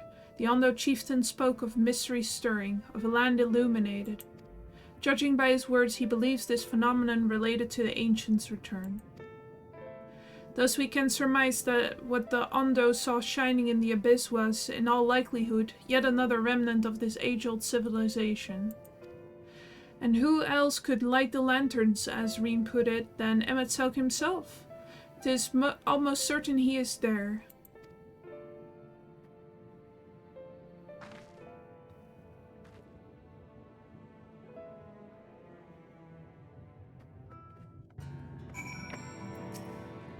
But if we are to find this stronghold in a timely manner, it seems gaining the Ondo's trust remains our swiftest path forward.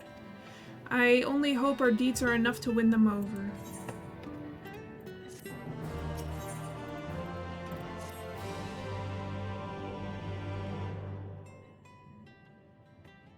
Come on now. Thank you for assisting me with my investigations. I shall seek out our companions and share what we've learned. Much as I would like to tell you to sit down and leave the rest to us, your condition demands that we make all reasonable haste.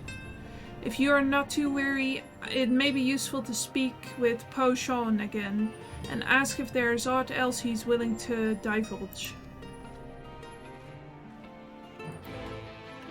Okay.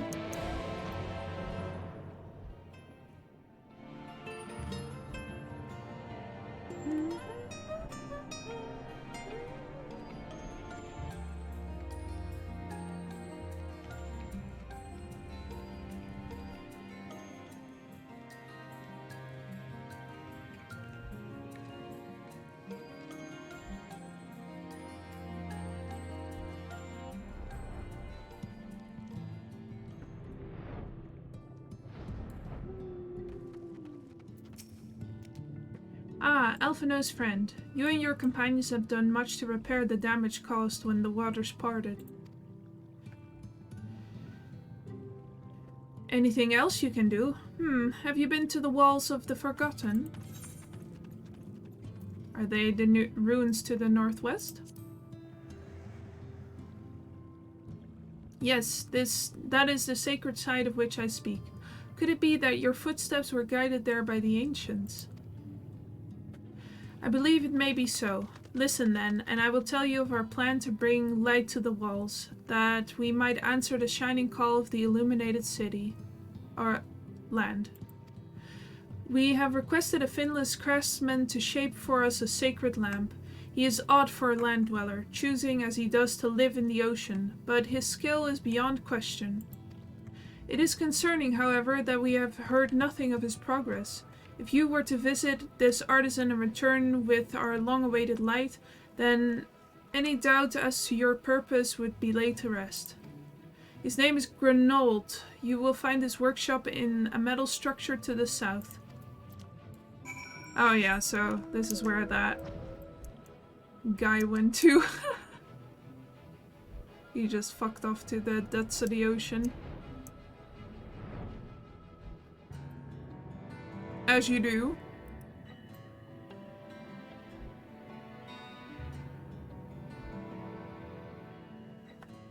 Oh, I know, right?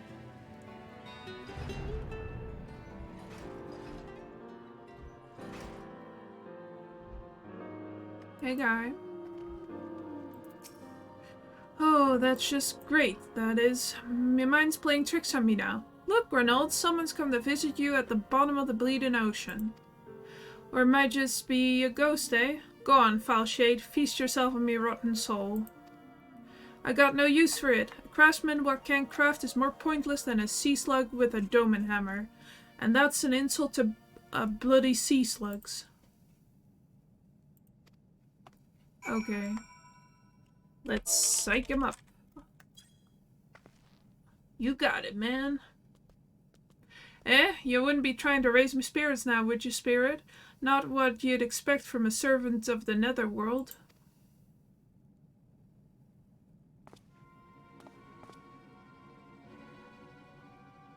Put a shirt on.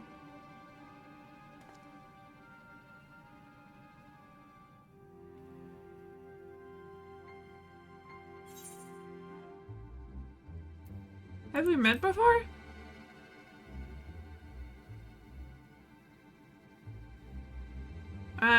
Might be as we cross paths back in the Crystarium, but I don't reckon we've been formally introduced. Name's Grunald, and if here's meant to be me underwater sanctuary, a place where I can be myself over my work, far from the distraction of the outside world. And yet here you stand, so what's so damn important that you dive all the way back to the bottom of the bleeding tempest to bother me? I need a lamp. Ah, the Yondo's lamp. God curse me empty head. I've done so much as made a start.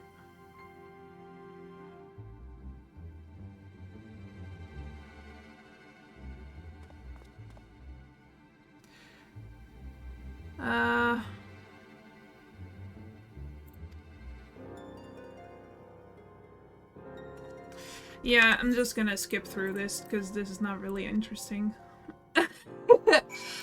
Basically, he has no inspiration and he wants us to show him something cool and shiny, and that is what we get from the role quests. We get a crystal from each of the role quests. And that's what we're gonna show. Here, look at this! What's that you got there? Such striking beauty, it shines with heartache and laughter and the transience of life, like the turmoil of history made manifest. I can see the brilliance of the crystal's legacy. Ah, you'd never capture such gleam, not if you labored 100 years. But bugger me if I don't mean to try. Where's my tools, goddamn ya? I must set to work before the feeling fades. Alright. He's getting to work.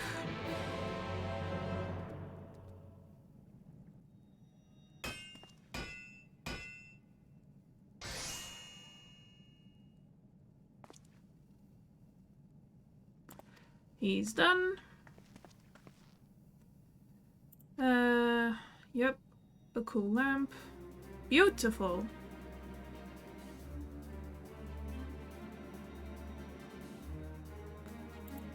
Blah blah blah. Blah blah blah. Sorry, sir, I don't care.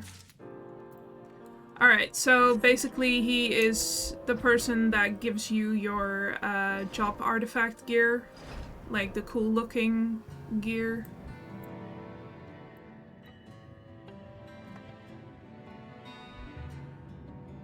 Sorry, sir, I simply do not care.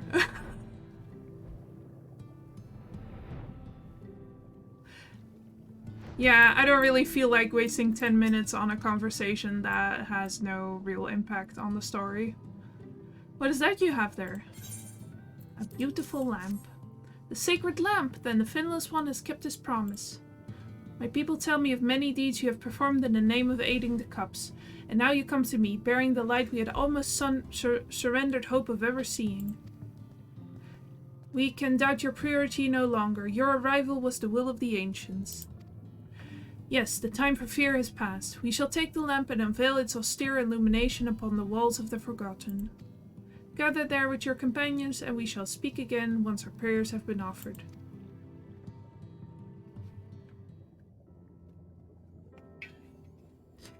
I am simply too busy and have too much shit to still get to. O stewards of the Ondo, we offer up our light in answer.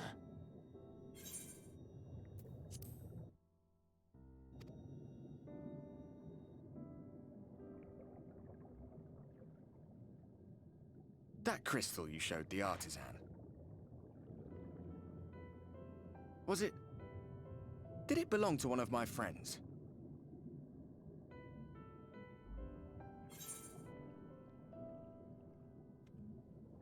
I thought you were always watching.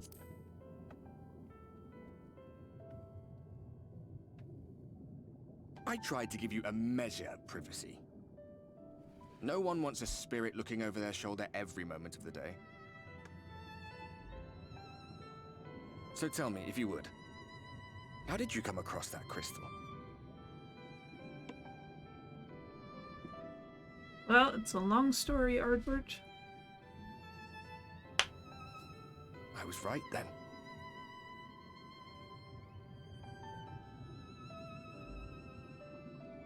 Strange that I should learn such things now, after they're long gone. They were fine friends, every one of them. I didn't expect death to teach me so much. About them, about Seto, about you, about the hope that hides at the heart of this world. I've never been one for idle chit-chat, but if by some miracle I could see them all again, I doubt I would ever stop talking. I'm grateful I got to bend your ear at least. And just for that, I reckon I'll stick with you to the very end. Thanks, friend.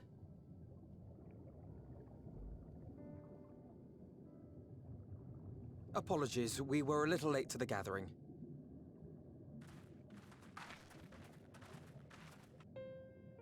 It seems we succeeded in gaining their trust. The delay wasn't exactly welcome, but at least our many hands made light work.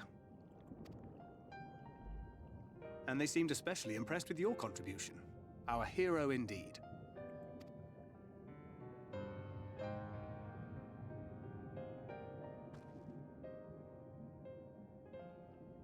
Y'shtola was telling us those structures may date back to the age of the Ascians.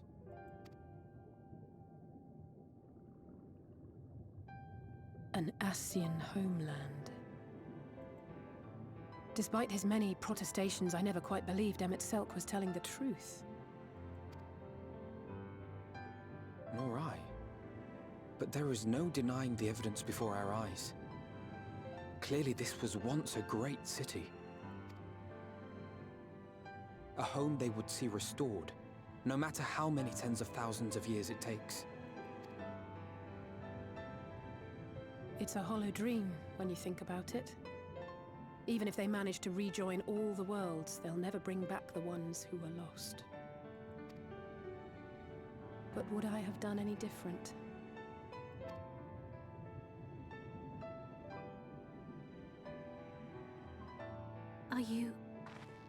How are you feeling?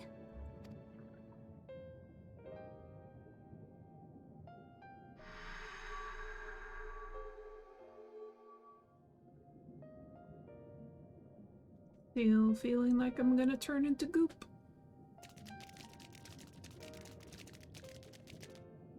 You have completed your devotions? Yes. To the honored ancients have we offered up our prayers and our gratitude. You too have our thanks. Might we trouble thee then to tell us more of the illuminated land of which thou didst lately speak?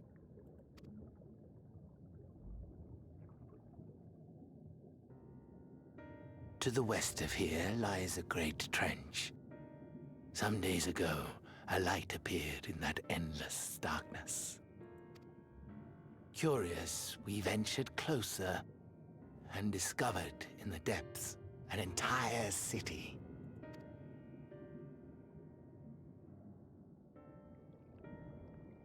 The buildings we spied were akin to our own everlasting abodes. Impossibly so. We understood at once the ancients had risen. There could be no doubt. Taken with terror, we retreated to the cups, and I decreed that none should enter the trench until such time as we received a sign.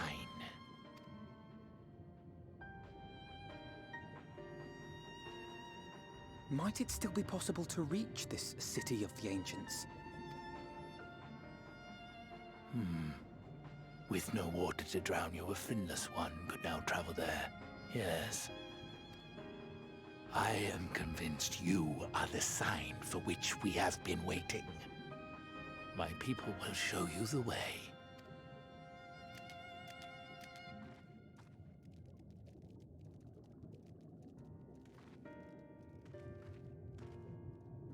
Shall we?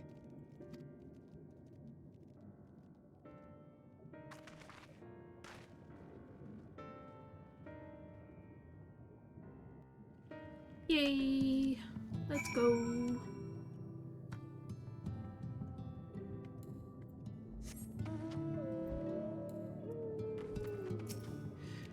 The chieftain has bid me guide your steps to the illuminated land.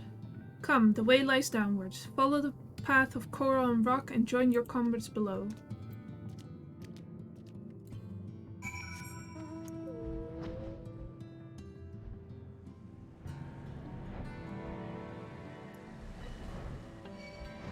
No! I don't want to fight you. Leave me alone.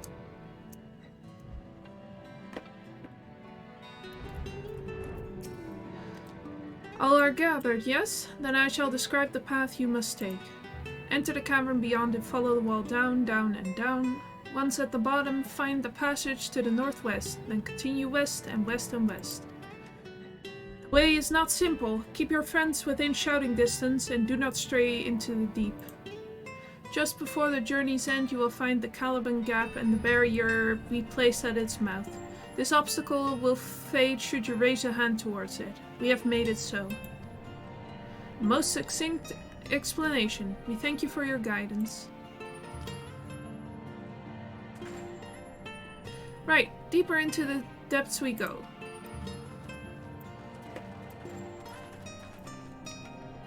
Alright. Whee!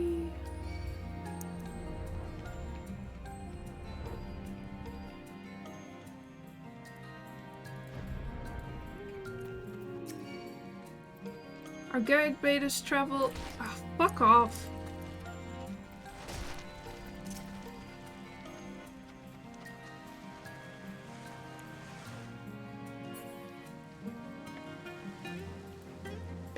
I'm not gonna fight you, bro.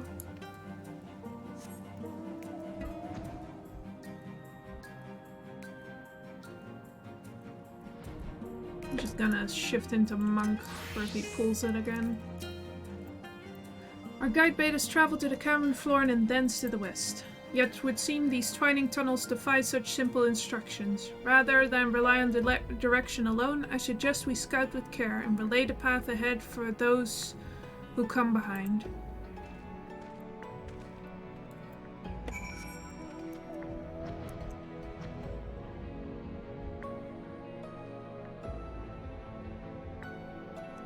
Well, yeah, I'm just gonna fly it though.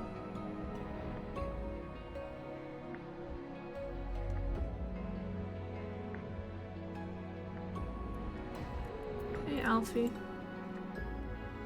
Dwashe, you have a choice of two routes from here. You can either take the long way to the south along the rocks, or skip along this coral branch, as Alize has done. I, for one, shall be following my sister's example. Ahem.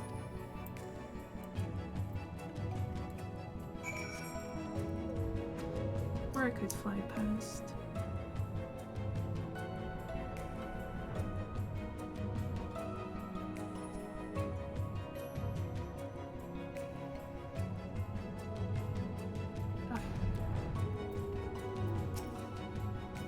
There you are. Come on, I think I've found the tunnel we were looking for.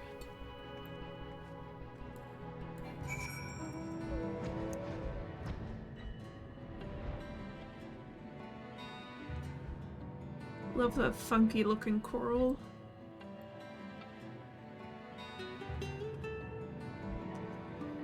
And the barnacles.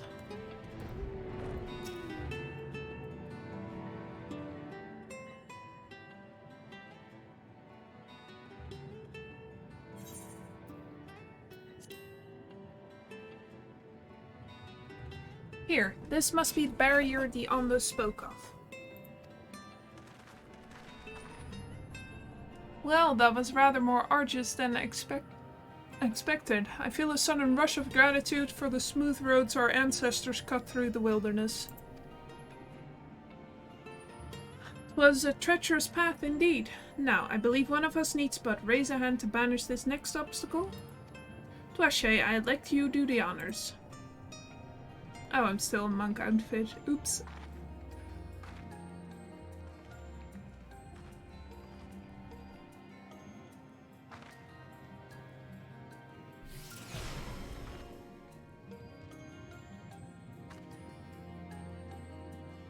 Gone, just like that. I suppose we should head in.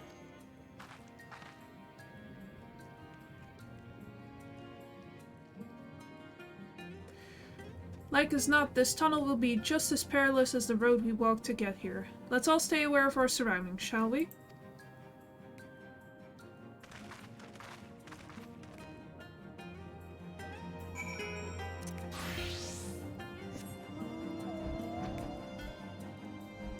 AKA fly to the top of the tunnel, as to not pull any benches.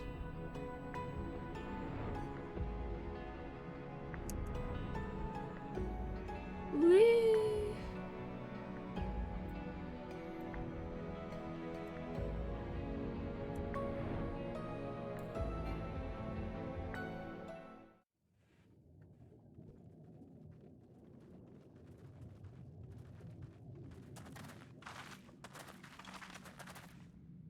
By the gods! Auto advance.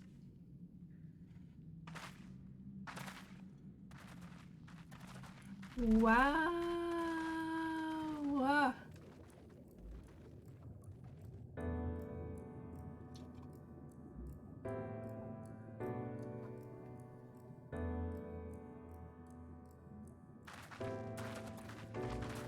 When the Ondo spoke of a city, I did not think they meant an actual city.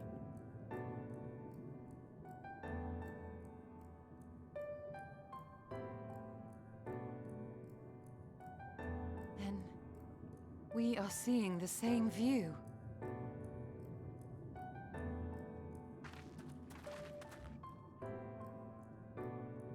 The remnants in the Ondo settlement were solid material structures.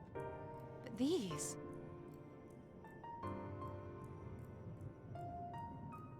everything here pulses with ether. 'Tis an enchantment on a monumental scale.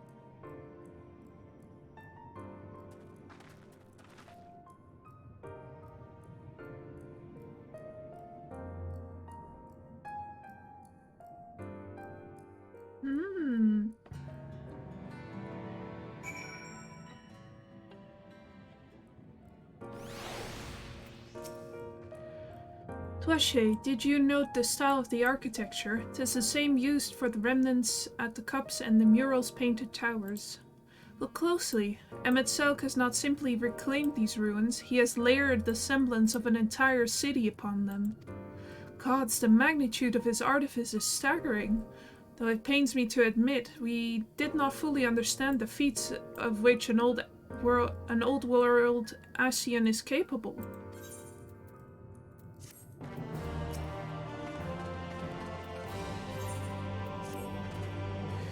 It's intimidating, yes, but we have to start somewhere. Why don't we have a closer look at the tower to the southeast? We might be able to reach it from the edge of the trench.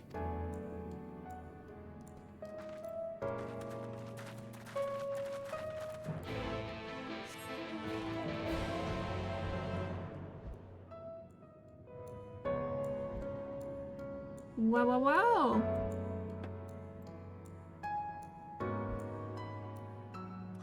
Man, that first shot of the city always gives me chills.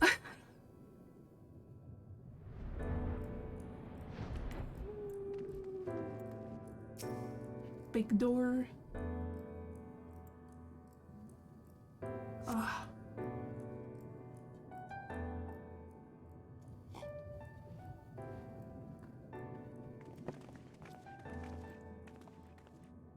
Look at the size of those doors. Now I know how the pixies must feel.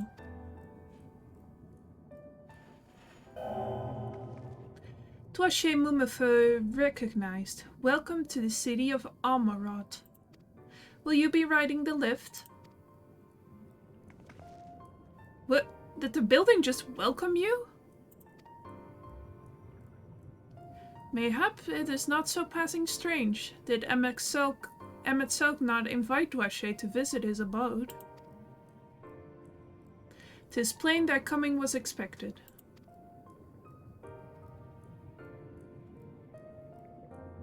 And where will this lift be taking us?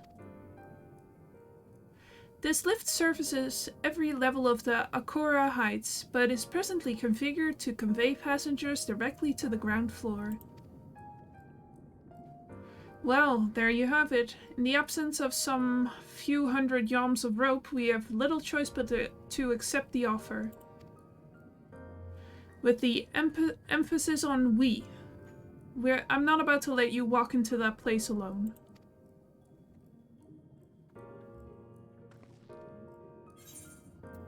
I wish to ride the lift. As you wish. The lift will arrive shortly.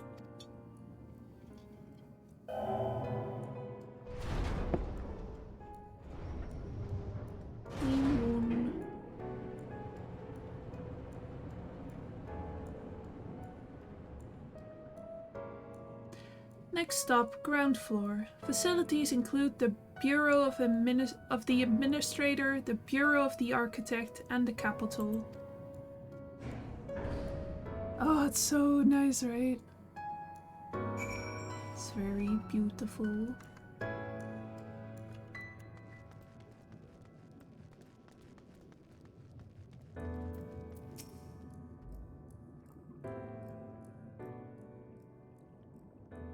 Ah,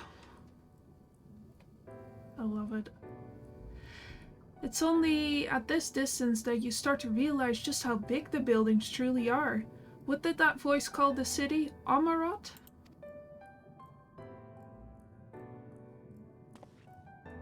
Look, over there.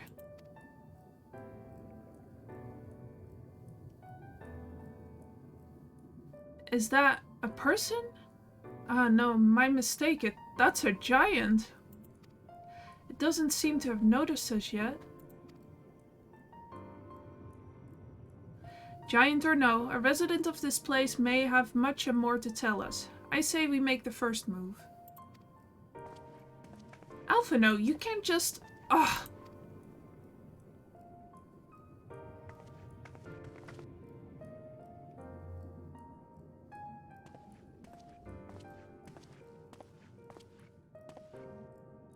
Pray excuse my boldness, but might I ask you a few questions?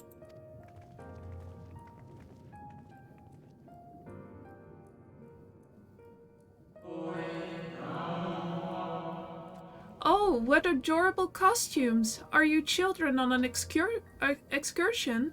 This district has much to teach you. How odd! That sounded like no language I've ever heard, and yet I understood every word. Yeah, they really are. Just as he understood us.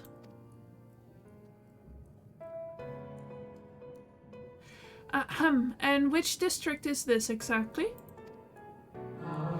You must be lost, poor things. You stand in the Polytherai district, wherein lie the institutions most vital to the management of our star.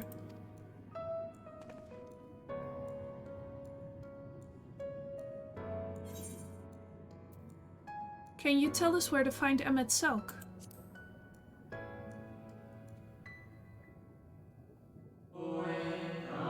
I see. You've come to marvel at the workings of the Convocation of 14. Hardly surprising, I suppose. The whole world holds its breath as the final days draw near, and our brightest minds race to implement their plans.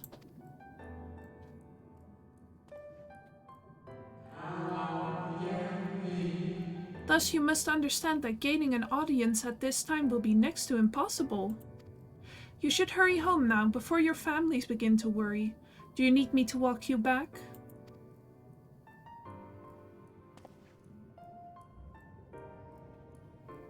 No, thank you. We will be fine.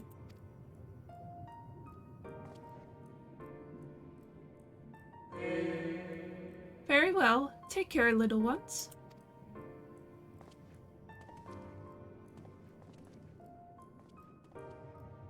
Ugh.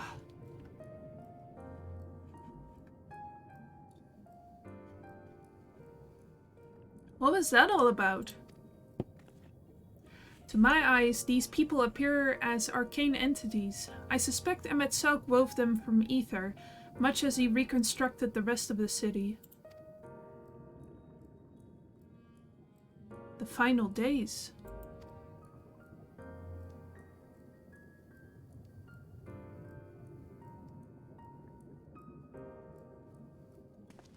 Such words well befit the oblivion described to us by our Ascian foe. A catastrophe of unprecedented scale, which did set in motion the summoning of Zodiarch, and thence Heidelin herself. But that happened centuries and centuries ago, didn't it? The man spoke as if they were rushing to avert the disaster here and now.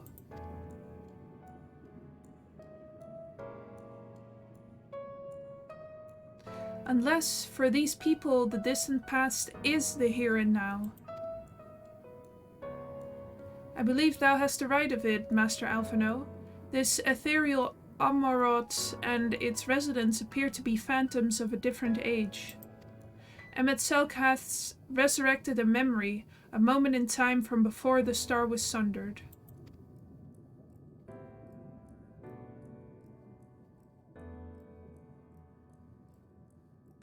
So, we find ourselves in a long-destroyed city inhabited by the long-departed. An unusual situation, to be sure, but at least we're able to parley with these ancients. In fact, they seem downright eager to chat.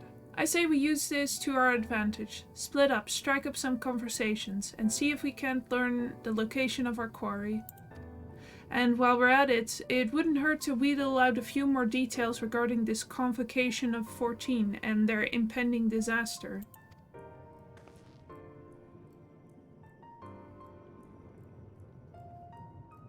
To mingling then. Let's meet back here when our jaws start aching.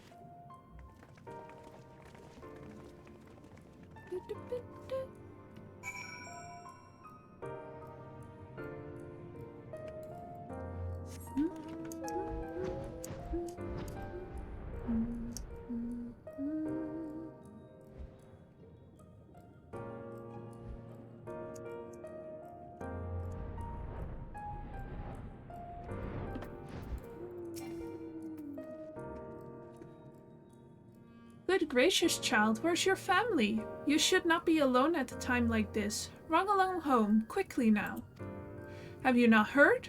Though yet confined to the lands across the sea, a terrible phenomenon afflicts our star.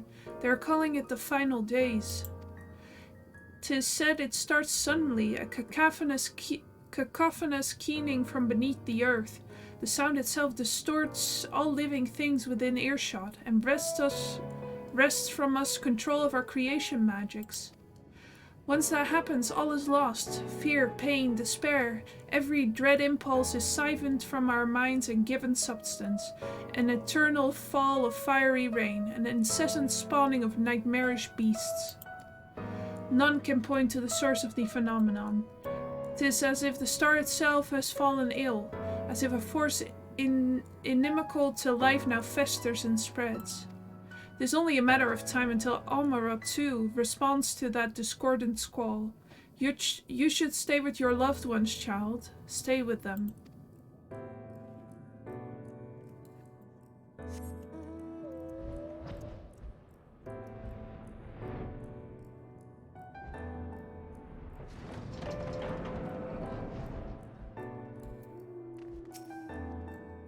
An audience with Emmet Silk? I'm afraid you have the wrong office, little one. And besides, he will be far too busy to field the questions of curious children. Surely you have been told of the looming catastrophe. Every resource available to the Convocation must be spent upon ensuring our world survives. They have yet to make an official announcement, but it is said that the 14 are moving forward with a plan of scarce credible proportions, one which promises to grant will to the very star itself. They will invoke our mightiest spells of creation to birth an entity of all-encompassing magnificence, and then they will rewrite the laws of existence. It is a huge undertaking, and it must be completed ere the corruption spreads this far. Thus, I say to you again, do not hold out hope for an audience.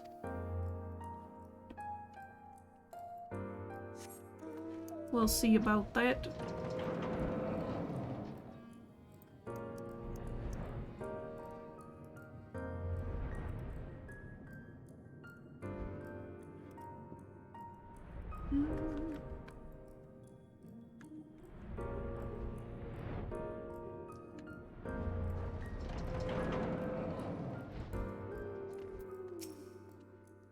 It would seem the hall is host to a most precocious visitor this day. And what, pray tell, shall be the subject of our discussion, young one? They think I'm a baby because I'm so small. Ah, the Convocation and their handling of the coming peril. 'Tis only natural that you should have questions. Shall we begin with the members themselves? As all know, the 14 are the wisest and most puissant among us. They are stewards of order, responsible for decisions which keep this star turning season after season. Be it the speaker, La Habrea, or the emissary, Elidibus, each seat is occupied by an elected sage of surpassing intellect. Logrif, Mitron, Emetselk, their individual titles have, as a gesture of respect and a matter of tradition, become synonymous with their incumbents. Thus it is with great incredulity that I greet this recent rumor that a seat in the Convocation is soon to be left vacant. If proven true, 'twould be an unprecedented development, and testament to the immense pressure under which our saviors are toiling. In any event, I for one am confident they shall deliver our star unto salvation.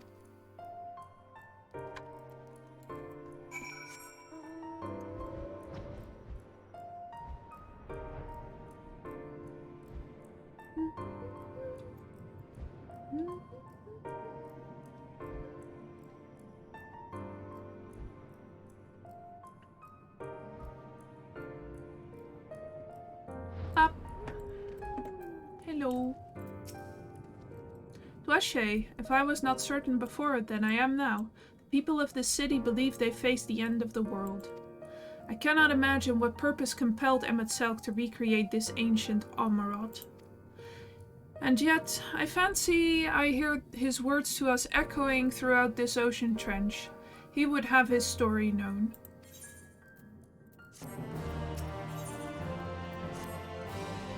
We can compare notes once the others return. Hopefully then our next move will become clear.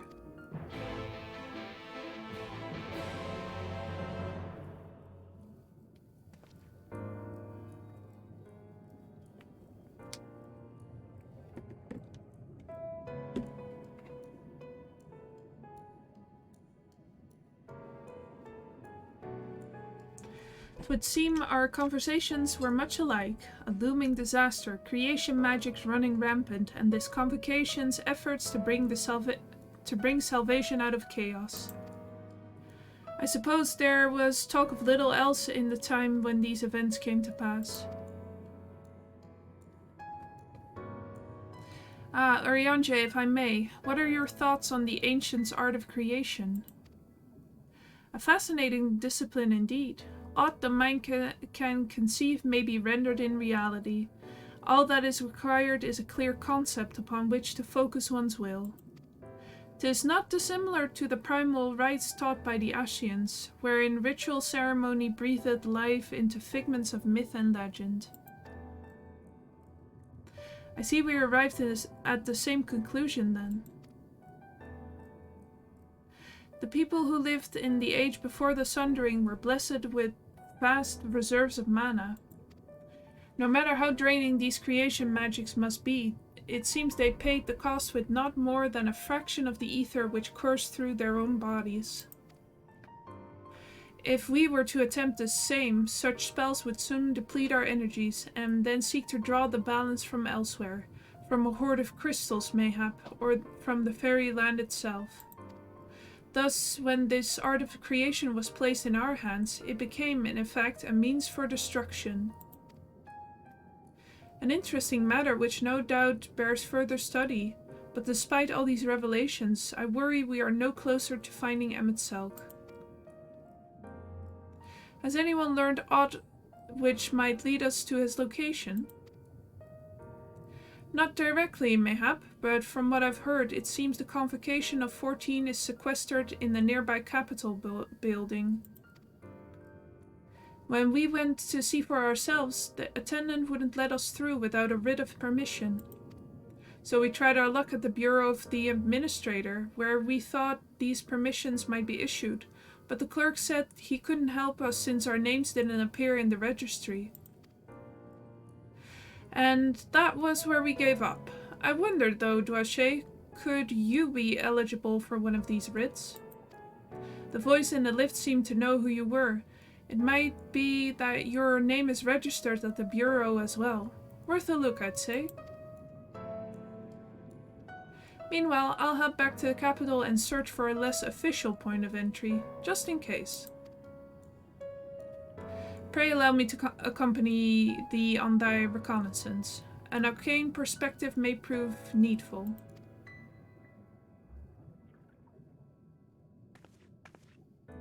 I think I'd like to speak with more of these ancients.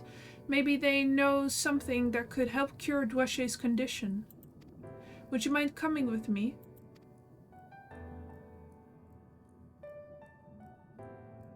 Of course I don't mind. Just lead the way.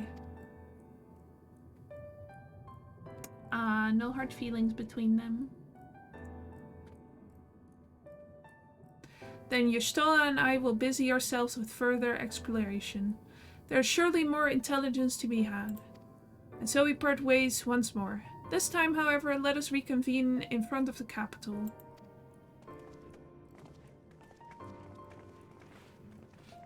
Oh boy, oh boy.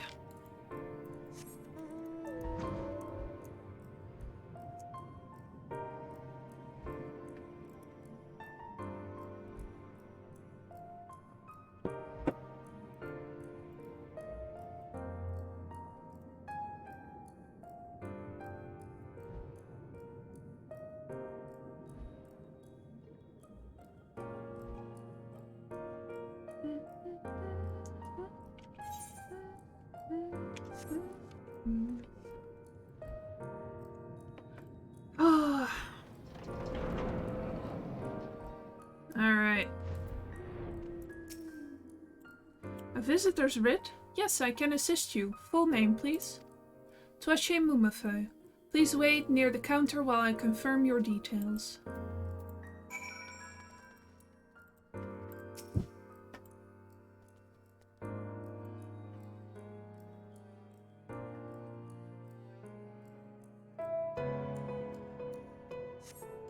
Duache Mumafeu, your application is ready for collection. As your residency was approved by Emet-Selch himself, further forms of identification will not be required. Here are your application documents. Submit them at the Bureau of the Secretariat and the clerk will issue you with a visitor's writ for the capital.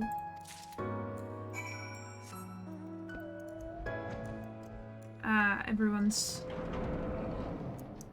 most fierce enemy. Paperwork.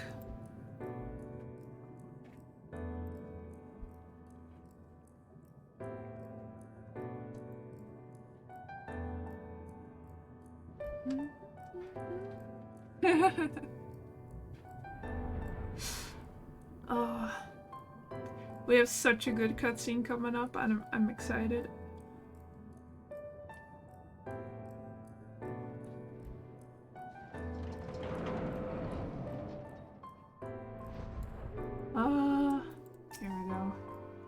Next, please.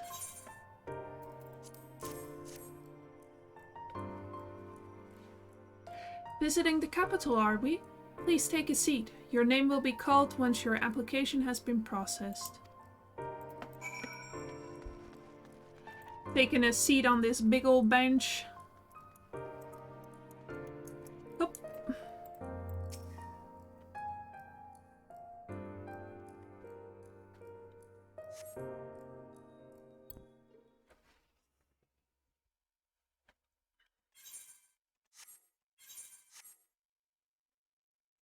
Look at that, she's so small.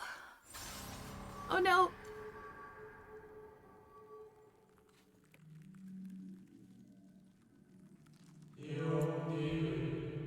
May I?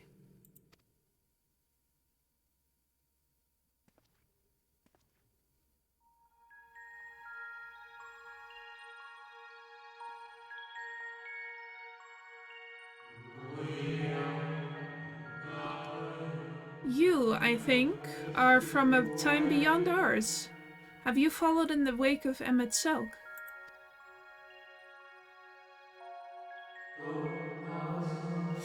Nay, there's no cause for alarm. I'm simply a shade, here and not here. I know only that my name is Hythlodaeus, and that this city is a recreation, a phantom moment plucked from the well of history.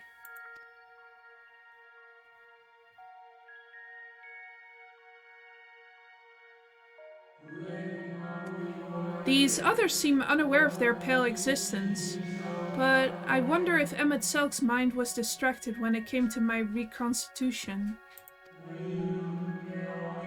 A stray thought would have been enough. Hythlodaeus will realize the truth, for example. We were close friends once, you see.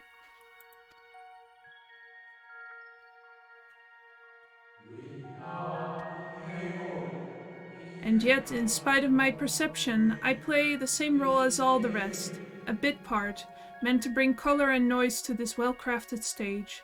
Too much scrutiny, and we shall burst like the fragile bubbles we are. Thus I tell you again, my presence is not to concern you.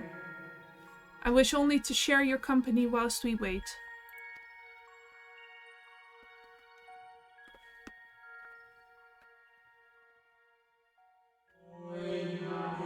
If you've come this far, then you know of the catastrophe which awaits us on our morrow.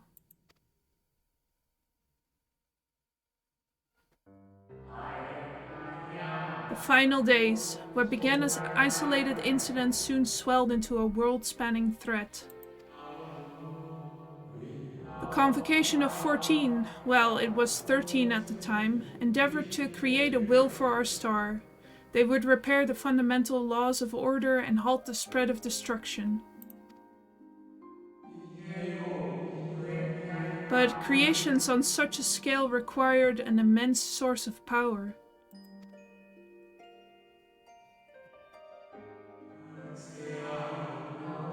Of those of us who still lived, nearly half offered up their lives in the name of salvation.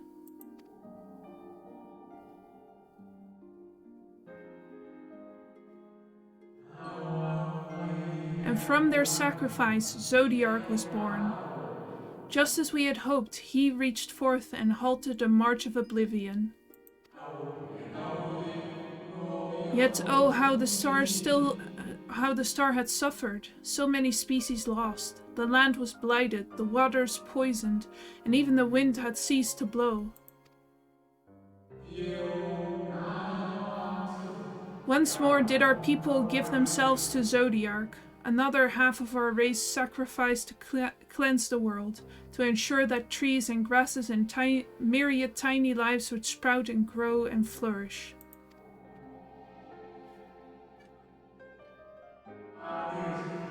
The cycle of life had begun anew, and we reconsidered the means by which we might protect it.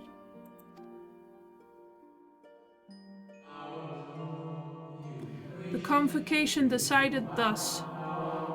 We would nurture our world until it was bursting with vitality. Then, when the time was right, we would offer some portion of its living energy to the Zodiarch. In return, he would restore to us those brethren whose souls had fed his strength, and together we would resume our role as stewards.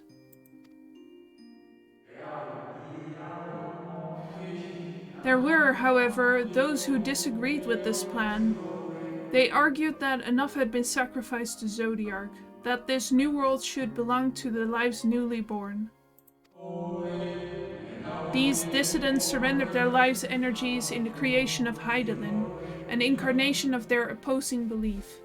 And for the first time in history, our people stood divided. Know you then how this conflict ended?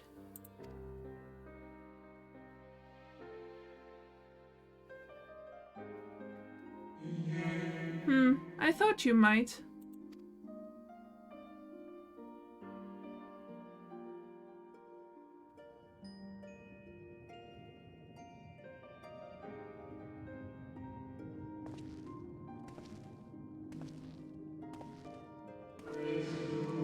Emet-Selch has ever been a champion for the will of Zodiarch.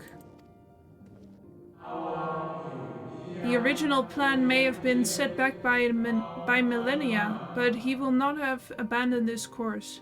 He will pay the price for our return by whatever means is necessary.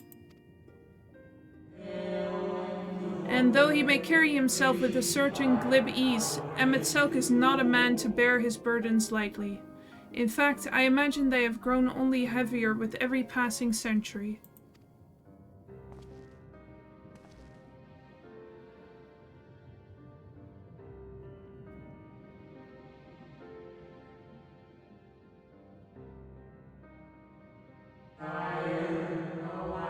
"'Tis truly a terrible weight he has chosen to carry.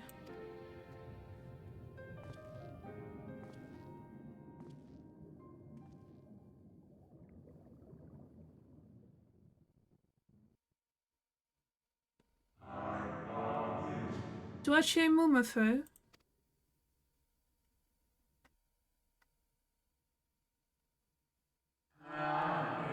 It seems your turn has come. Pray do not let me keep you."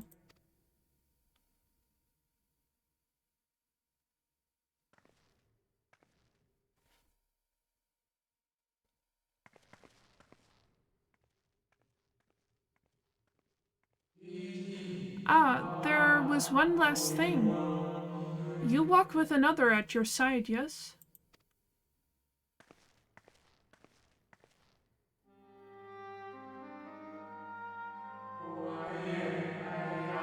Nay, I see no definite form, just the faintest suggestion of a second soul. I doubt it visible to anyone but me. Otherwise, I assume only you can see and hear this ethereal companion?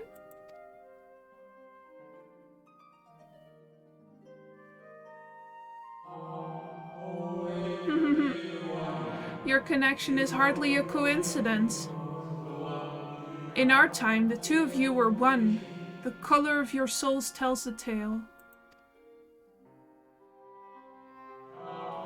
A hue that distinctive cannot be mistaken, no matter how thin the soul is spread.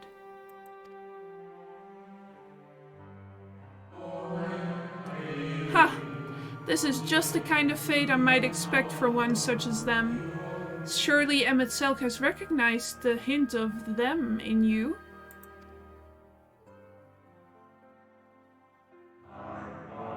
Dois-je Mumafeu?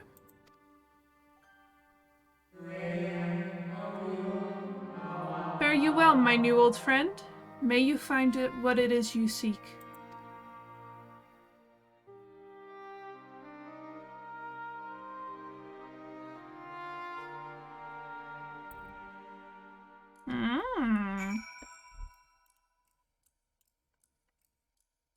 Hitler Deus. Your visitor's writ, as requested. When you wish to gain admittance to the capital, simply present the document to the attendant within. Interesting. So yeah. Artbert is the fragment of our soul.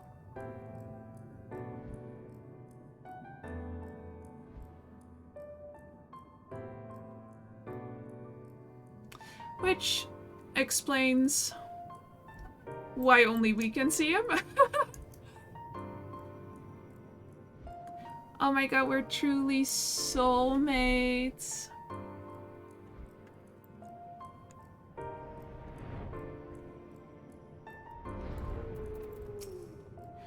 Finally! You were gone so long I was on the verge of mounting a rescue party. How fared you in your bureaucratic ventures?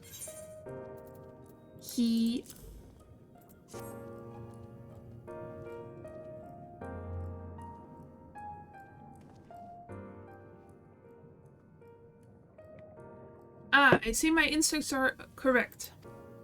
And a good thing too. Arianja and I weighed our chances of breaking into the capital, and an official entrance is by far the more attractive option.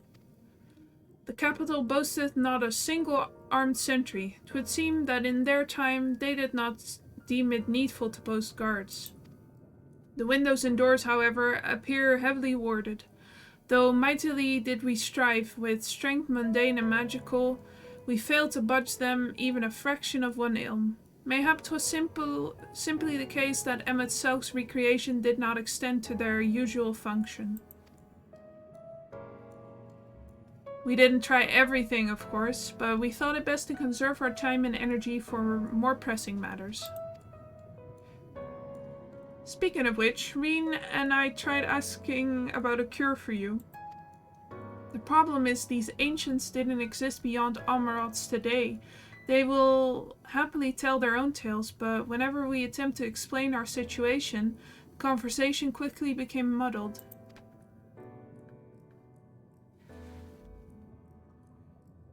What of you, Doache? Was aught worthy of interest said during your efforts to obtain a writ?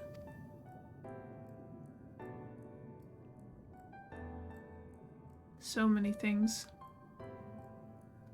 A great sacrifice of life in exchange for their brethren's resurrection. You say all the Ascian scheming has been leading them to this? All this time. But if they still mean to enact this plan, then things won't end with the rejoining. Aye, I thought we knew their intention in full. Restore the world to its former glory, and in turn, empower Zodiark to reclaim his throne as the will of the star. Yet that was merely a step along the way. I hesitate to put it into words, but we have to assume that following the final rejoining, the Ascians mean to draw on the lives of the Source to make their sacrifice to Zodiark. It does seem the most likely scenario. Mayhap those who ally with the Ascians would be spared that fate. But what value is there in surviving when all our history, all our struggles will be erased? We cannot conscience such an act. Of course not. And that's to say not of what Emmet Selk plans for the Exarch's power. Do we stand by and let him threaten our future as well as our past? We need to find him, Doache, and when we do, make your mark. Change the course of history in a way that's felt by those who came before, and those who came after, by everyone you've ever met.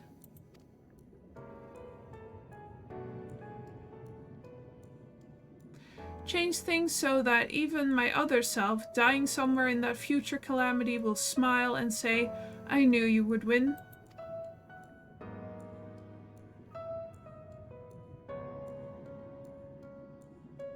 Is fighting Emmet Selk the only way?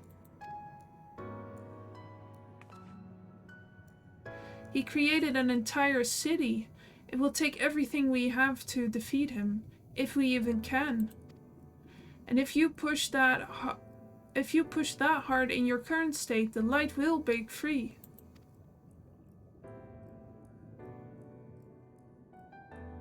The decision to press on lies with you, just as it lies with each and every one of us.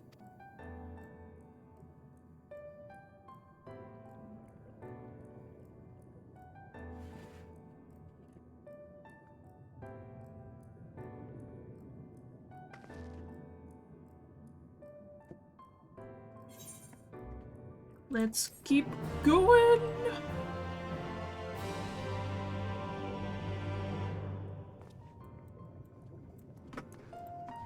Okay. Shadowbringers. Alright, final quest, baby. Let's go. Do you remember that talk we had atop the tower in Mortsuk? I'm still of the same mind now as I was then. I don't abandon you, you don't abandon me, and together we make a difference in this fight. There's always hope if we look for it. I saw it again and again as you tore those veils of light from the sky. If we keep taking that next step forward, there's a chance we'll find a way to save you. So no matter how long it takes or how much it hurts, you can count on me to keep on walking. Thanks, Alizé. Bothri spoke of the disaster we would bring upon our own heads, the ceaseless conflict. Imagine how he would sneer to see what's become of the first, not to mention your perilous predicament. And yet who can deny the fire your deeds have ignited in people's hearts? You achieved what my logic and ideals never could, uniting disparate peoples under the banner of hope and a common purpose. Without you, that giant talus would never have raised its head. I have borne witness to many such miracles at your side, and would do so again. This is but another obstacle in the road. So come, let us travel it. Drag me through wonder and danger, as you are wont to do, and I shall endeavor not to slow you down.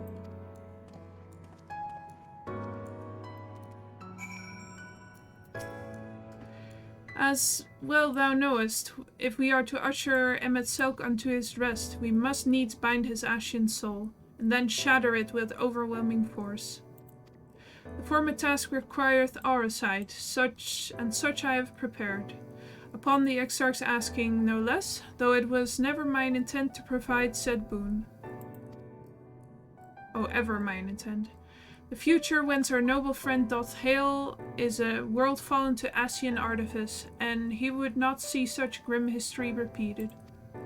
In a sense, Emet-Selch's destruction will be the culmination of the Exarch's efforts, a reward for all he hath endured these many years.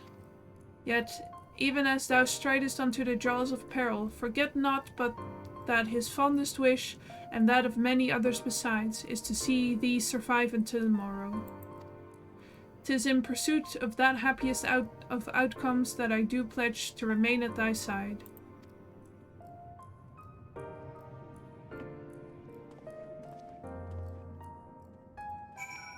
A little talky with everyone. Our time in the First has been a never-ending succession of trials, as arduous as our path in the Source ever was. Yet through all our journeys together, through that deep and foreboding wood, you have helped me stay true to my convictions. Thus would I return the favor. Do as your heart agrees, without hesitation or regret. And that is all I will say on the matter.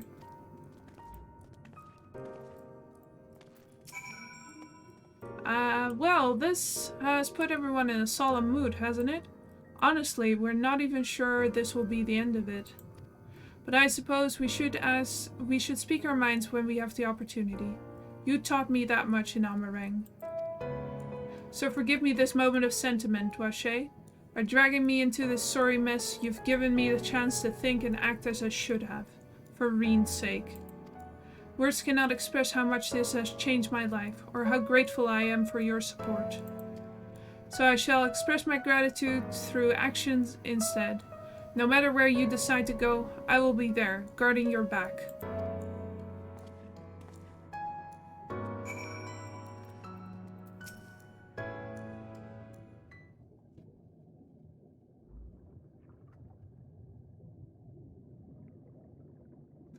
When Mephilia entrusted me with her power, she warned me that no matter how strong you become, you can still fall victim to despair.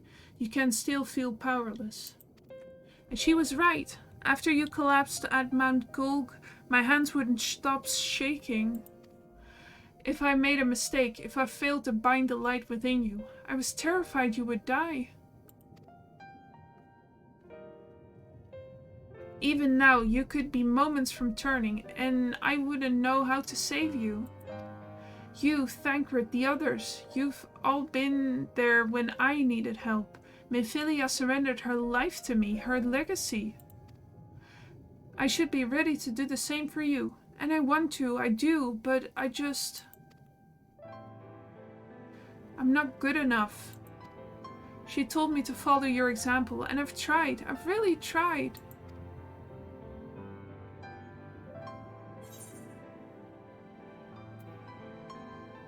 Then you shouldn't hang your head.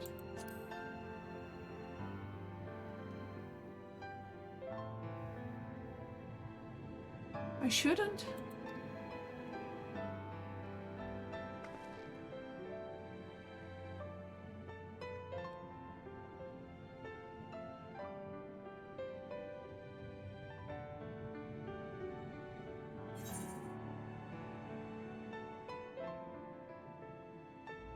Ugh.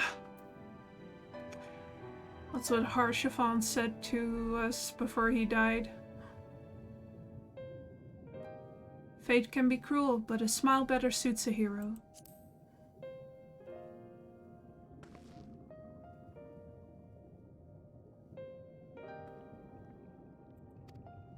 I'm not sure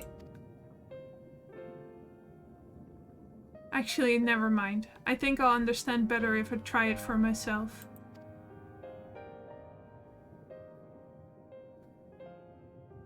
No, nothing will come of brooding here in self-pity. I've made my decision, Dwashe. I'm going with you.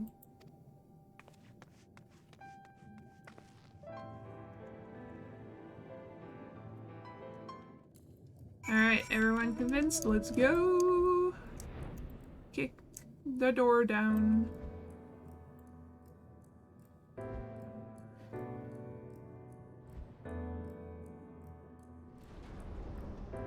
Hello. Welcome to the capital. All visitors must present an official writ of permission before admittance will be granted. Here you go. Your documents appear to be in order. You may proceed to the capital, but any guests you may choose to bring with you must remain in your vicinity at all times.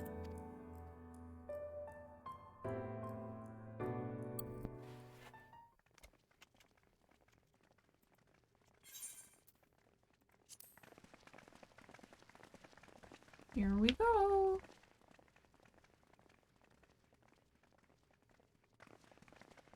This really is unacceptable.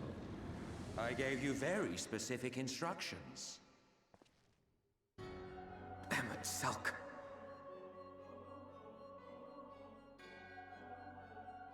My invitation was for an abomination, ripe with the power to bring about the world's annihilation. Not this half-broken thing. Whatever am I to do with you? And I see you insist on keeping the same familiar company. Are you so lost without them? Yep. It is not she who is lost without the familiar. Not content with remaking an entire city, you aim to fill it with the reconstituted souls of the dead. I may have gotten a little carried away in my attention to detail, added a few unnecessary flourishes. Well, there's no point trying to hide it. Yes. Once the rejoining of worlds is complete, Zodiac will regain his full strength and shatter his prison. Then we shall offer up the Source's remaining inhabitants in sacrifice, that we might resurrect our brethren who died to bring Zodiac into existence. But what was it that you came here to do exactly?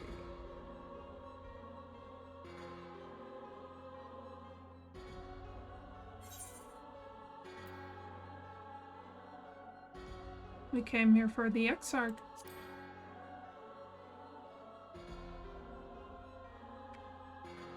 Well, you can't have him. The wisdom that man guards may open up new worlds of possibilities. He has unlocked the secrets of travel across the rift, and through time as well, it would seem. Quite an accomplishment for one of his incomplete nature. I must explore the limits of his capabilities and harness that power for the Ardor.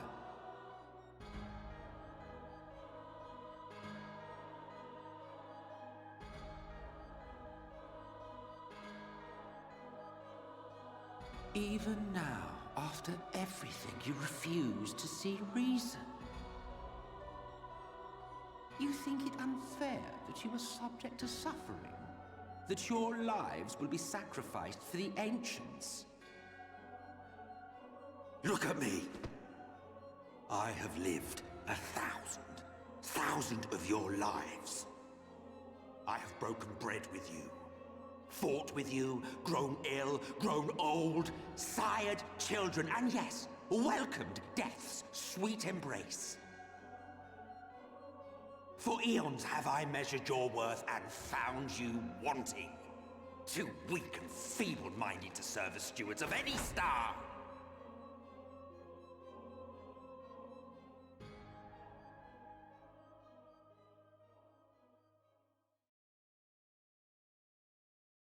Have your recent spats with Vorthri and his Sin Eaters taught you nothing? Have you not learned that your ignorance and frailty beget only endless misery?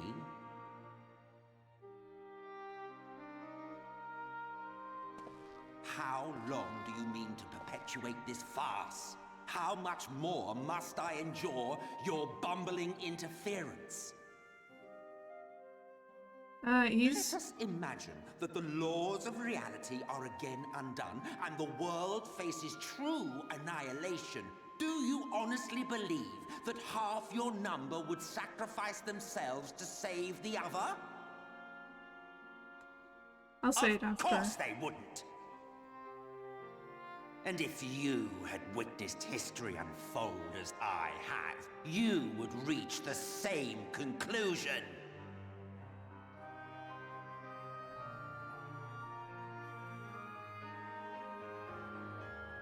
You cannot be entrusted with our legacy. I will bring back our brethren, our friends, our loved ones. The world belongs to us, and us alone.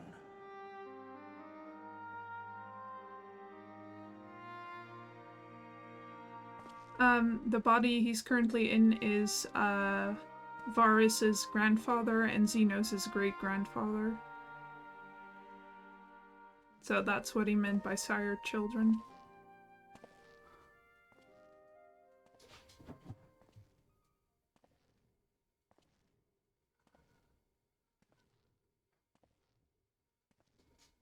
Emmett Selk!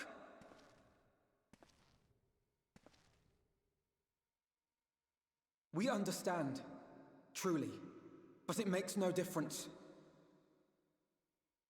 The ones you love are in the past,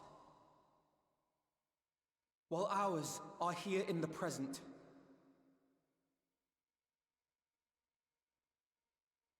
One day, we too will be ashes and dust, but not today. Our time is not yet finished. What a smart 16-year-old. We share your conviction, and that is why we will not abandon our course.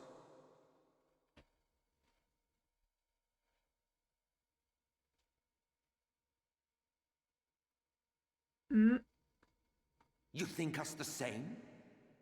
You think your tattered soul of equal worth to those I lost? Then come. Earn your place. Prove yourselves worthy to inherit this star.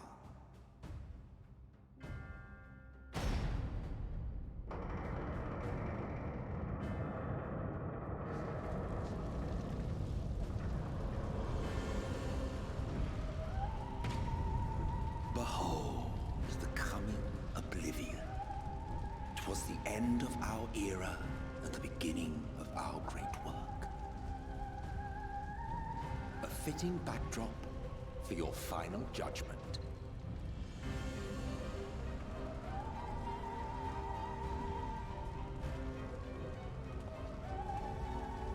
I shall wait within. But do not spend too much time on your preparations. There's no telling how much longer the guest of honor will last.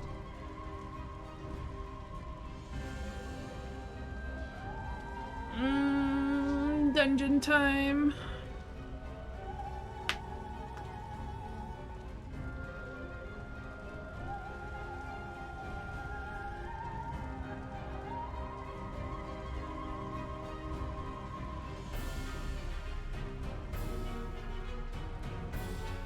Oh yeah, I just ran off during that cutscene to have a little bathroom break.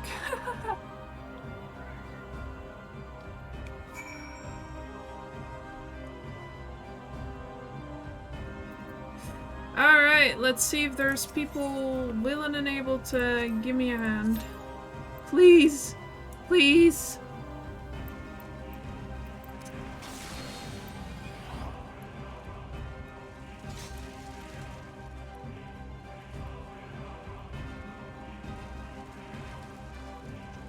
Man.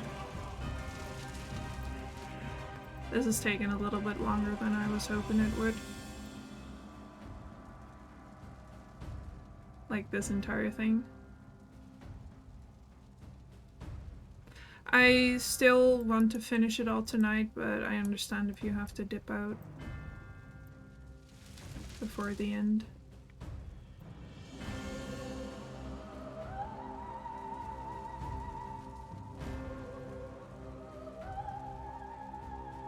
Okie dokie.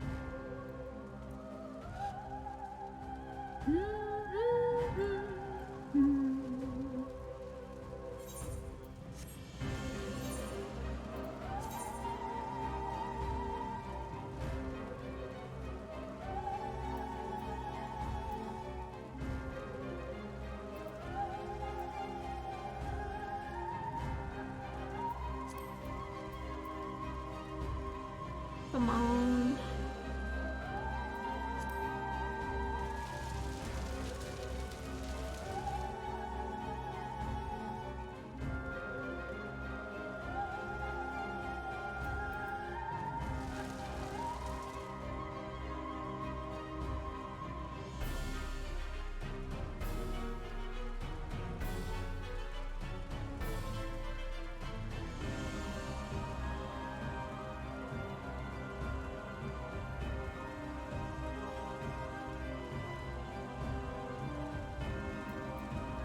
I'm just gonna see if I get an insta-pop as a healer.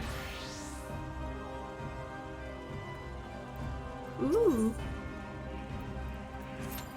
Yeah, okay, we're doing this as a healer. Let's go.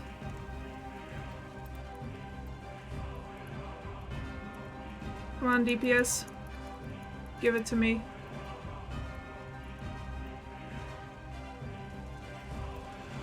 Okay, here we go. Quick run, quick run.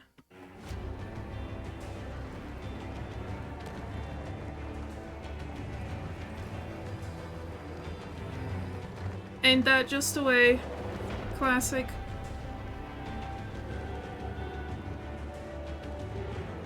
Yeah, the final days, baby. Ah, oh, thank God we have a warrior. Hello, hello! Welcome to the final days of Amarok.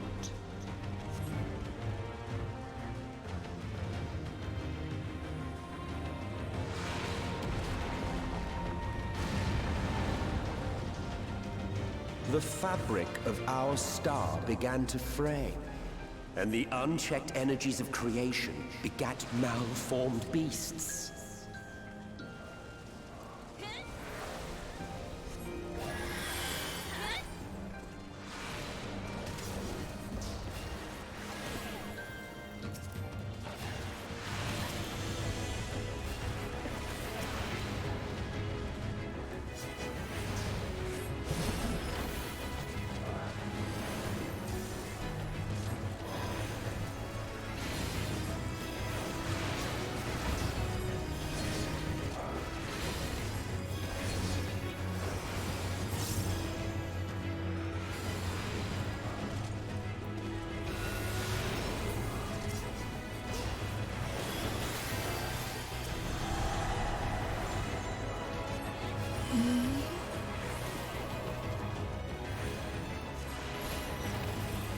Yeah, so basically when Ascians possess a person, it's like they just replace their soul. Oh shit, more enemies.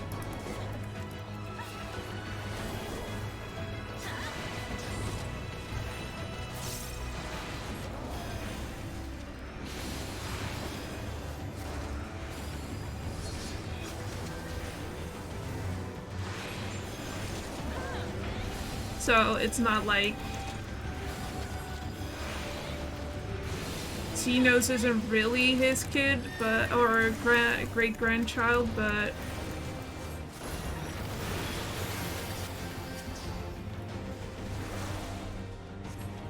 as close as it gets.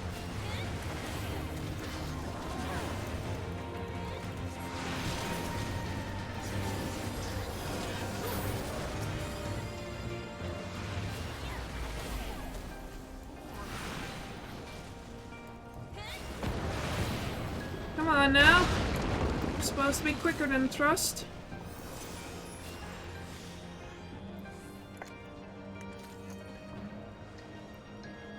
Leaving not in their wake but blood and ash.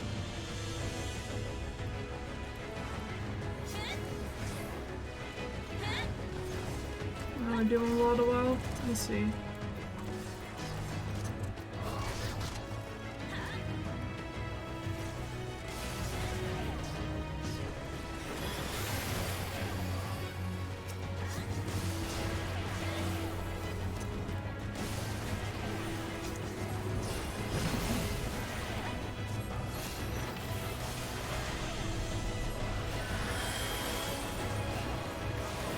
Can you heal this guy for me, please?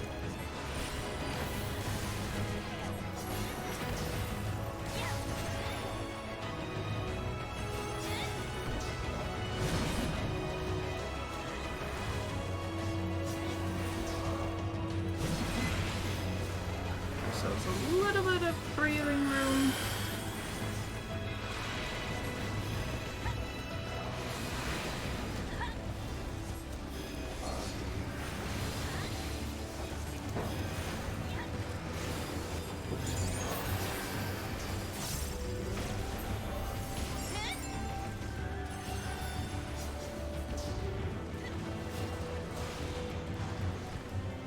I don't really know what happens to the person that, like, is in there if they're still alive. Because Thancred got possessed, but I will need to check back in. Just as prayer gives rise to primals, our dread made manifest our deepest fears. I'll need to check back if he said on anything, like, about if he knew what he was doing, what was happening.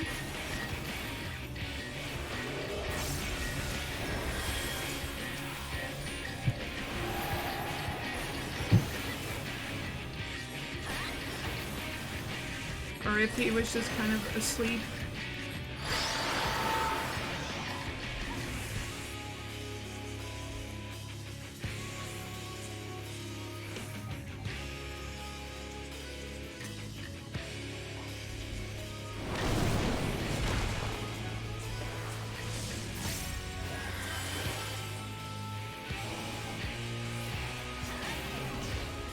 Oh no! Oh no! Oh no! Oh no!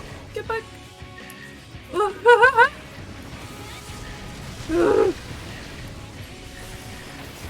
I forgot about that.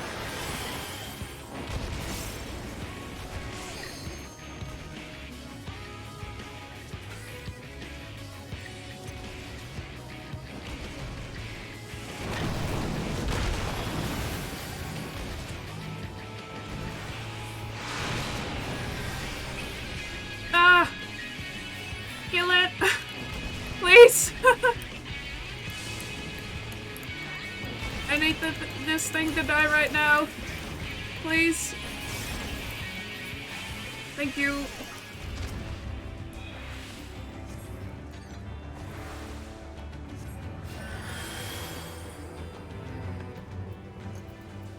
What is he saying? I can't read back. Oh, it's so much! So much is happening! Oh, look at that!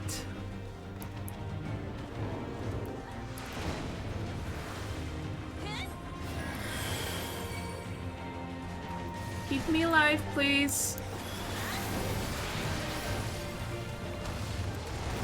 Please pull these enemies.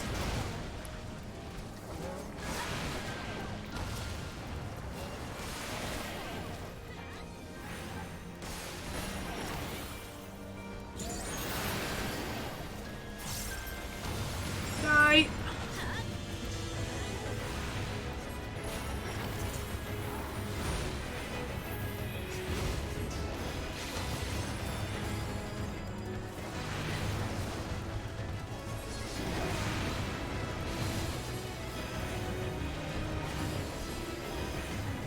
Holy spam. You love to see it.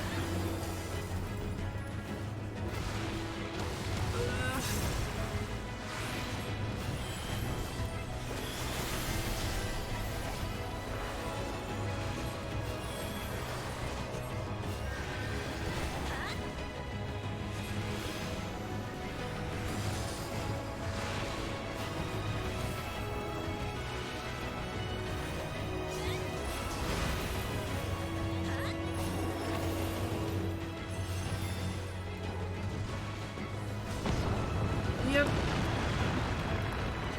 Our collapsing buildings. Aye! The land buckled. The cities burned. The waters ran red with blood.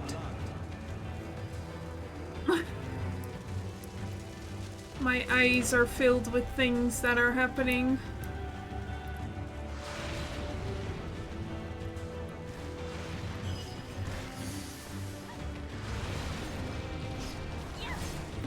Oh my god, why are you double pulling? Okay. Guess we're doing this.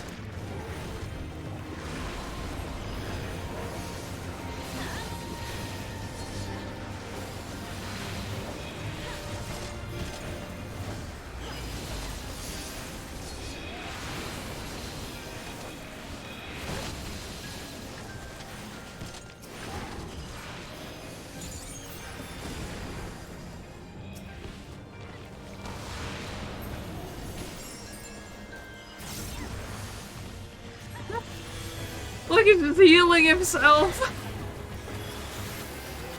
That's so funny.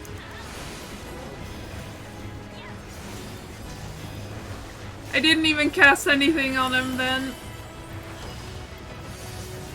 Oh, we're in a little bit of trouble now. I do still have my oh shit button.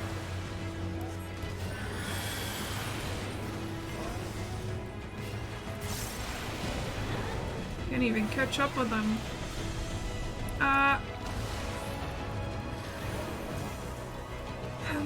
Come on.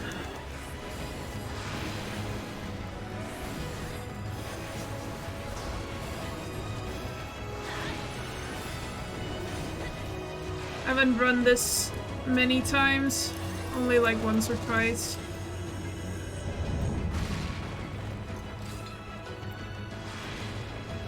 Because I haven't finished.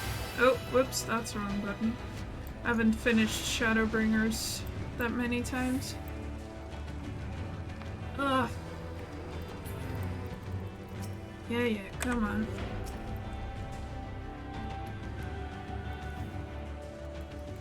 I've only ever done this with Trust, so that's why I'm a little bit like struggling with the mechanics.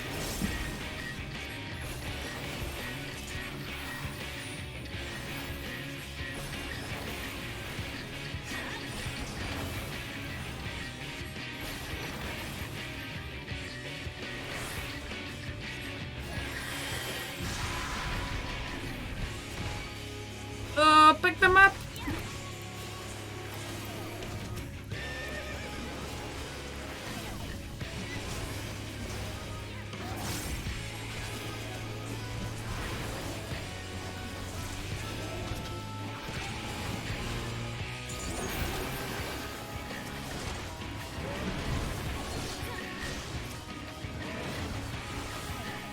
We're just attacking these things and Tank is just like, not my business. Ah!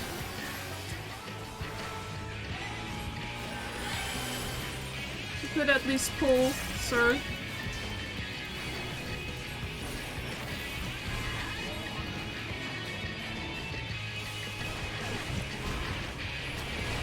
Jeez Louise.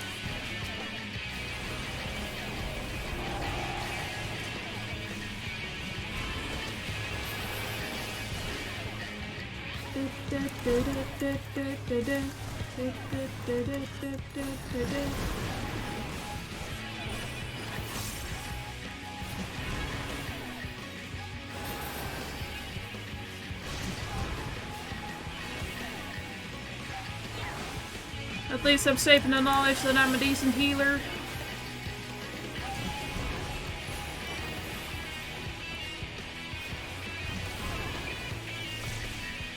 Oh shit. Oh my god. What are we doing?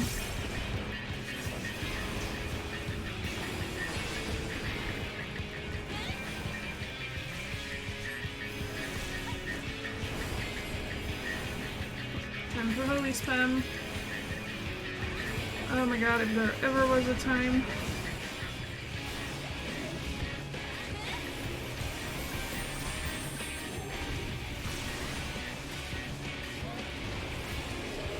That's the wrong button. I keep hitting it. Please die. Please die, I hate you. Get this motherfucker.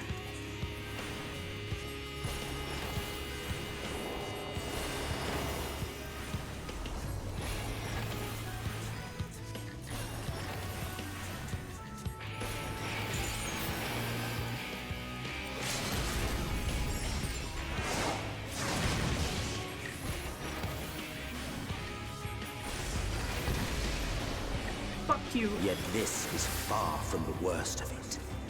Come, and I will show you. Oh my god! Further, look at this! And you will see the end of a world.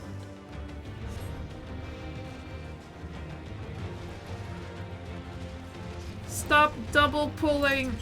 I hate you.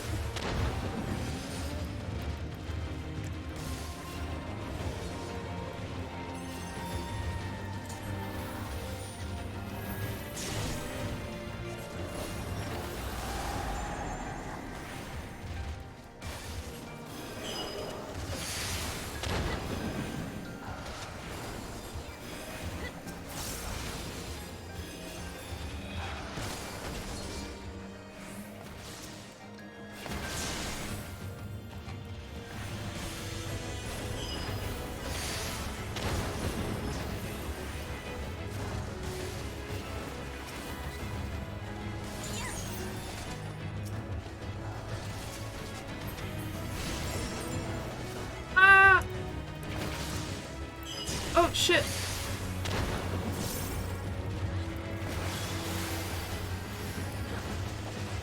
Please come over here. I feel like I'm lagging. Am I? We may never know.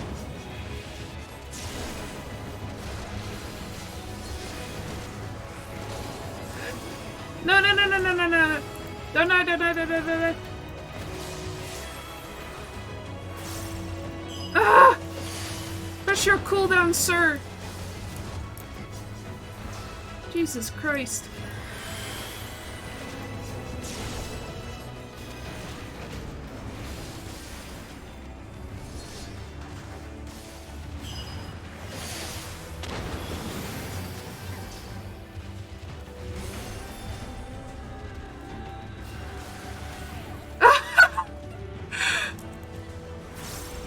Just because the tank doesn't pick up the fucking ads. I have to babysit the DPS as well. The star was fading we saw we had to weave its laws anew.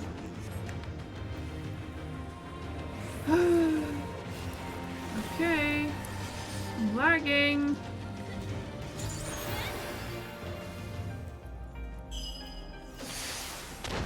Oh my god.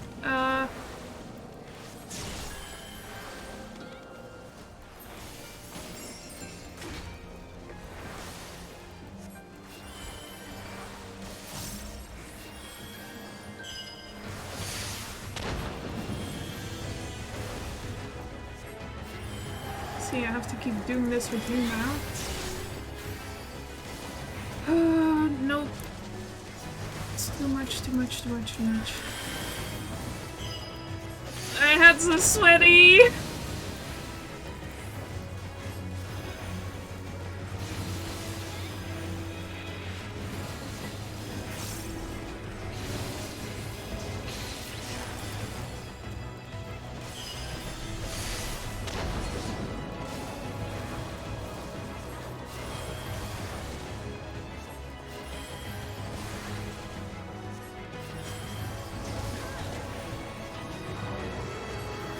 I'm absolutely sweating. Ah! Christ almighty. Ah.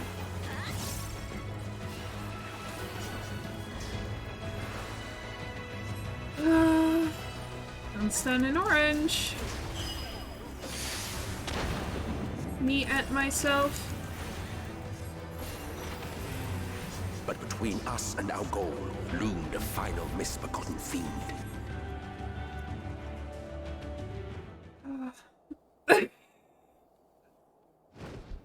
Oh, I'm glad it's good for something at least.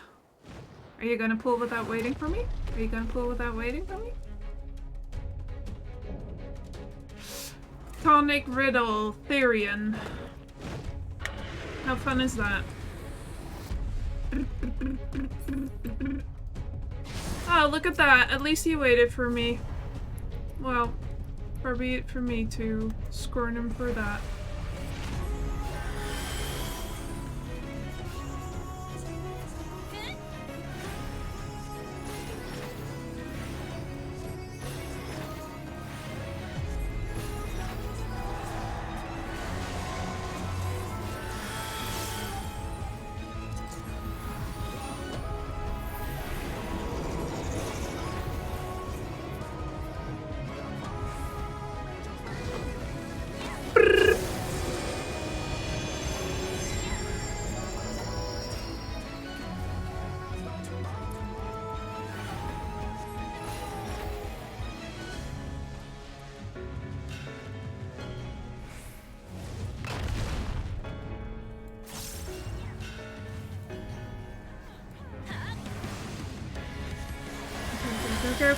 Okay. I understand. Ready. Ah! What the fuck? No! Oh my god, okay. Come here.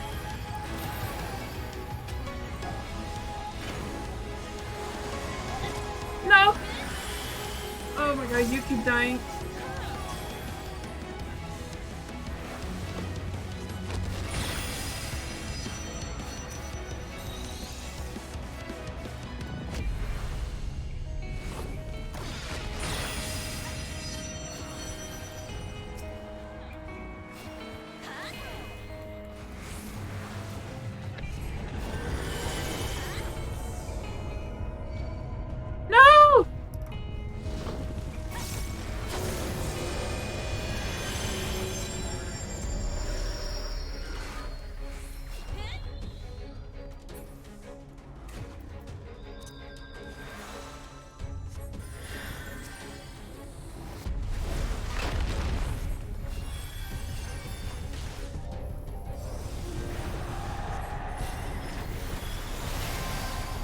Oh my god, I almost died.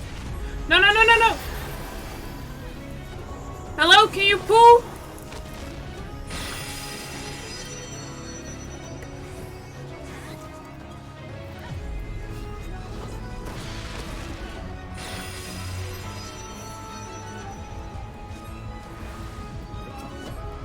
god. Sorry for screaming into the mic.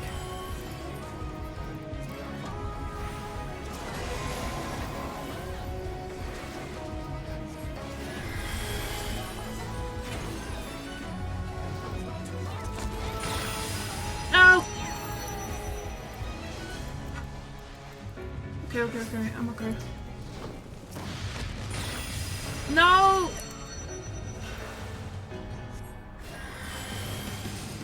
There goes my fucking mana.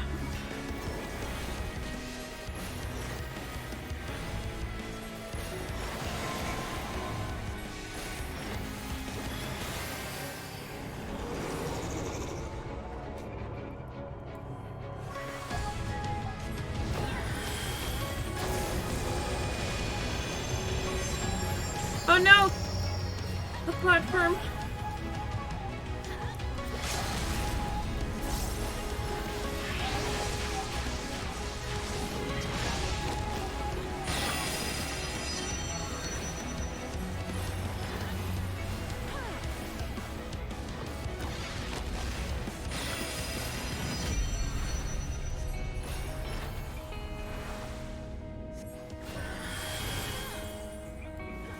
I don't think we're gonna kill him in time, guys.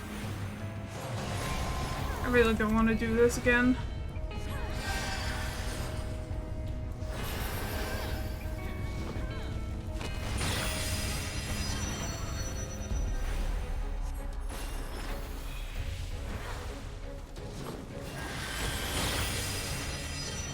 No. Give me more MP.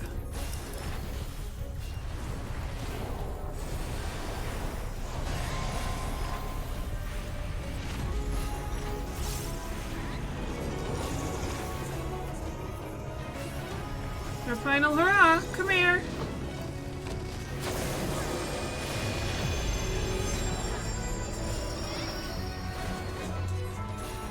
Fucking kill him!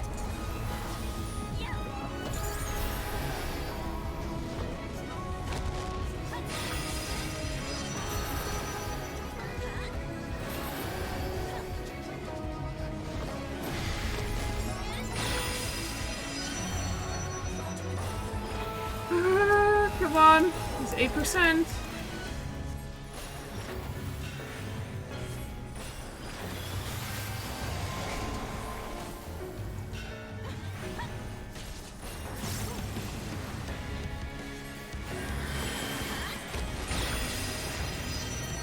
Oh, there we go. Okay. Oh. That took so fucking long. It's not even funny. You guys suck.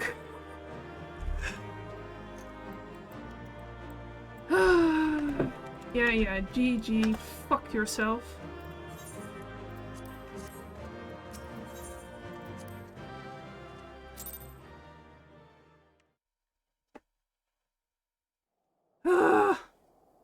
Can't believe that. I should have done it with trust. It would have been way faster.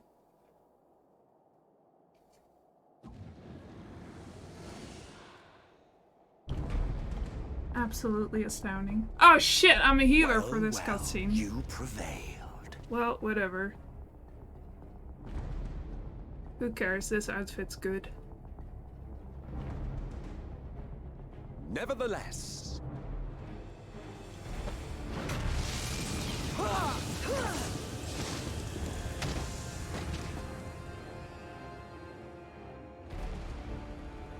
Your performance was underwhelming, and I remain unconvinced of your worthiness.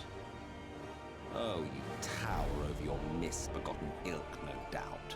But should I bring my full strength to bear, well, you would be as leaves in the wind.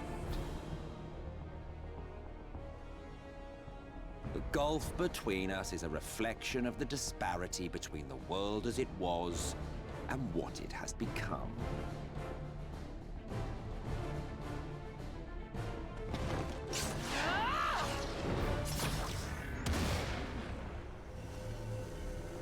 Go, Alice! Our worlds may not live up to your lofty standards, but they are our worlds, our homes, full of life and love and hope. And we won't stand by and let you destroy them!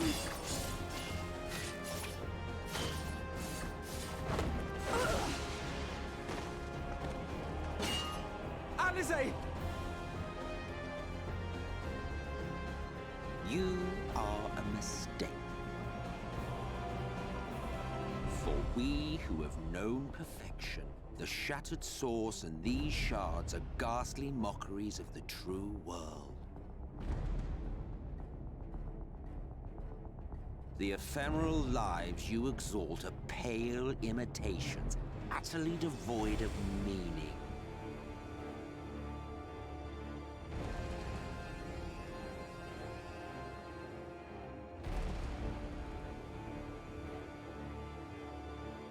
Belittle us all you like, but we will rise again and again, and give the lie to your insults through word and deed. We define our worth, not the circumstances of our creation. More prattle.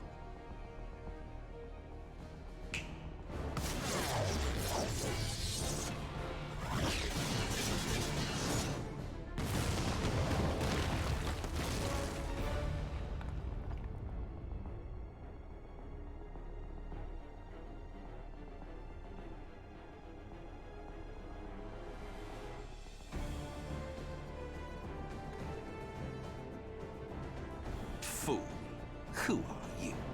No one, nothing. Once I have reclaimed my heritage, my first act will be to expunge your stain from history's weave.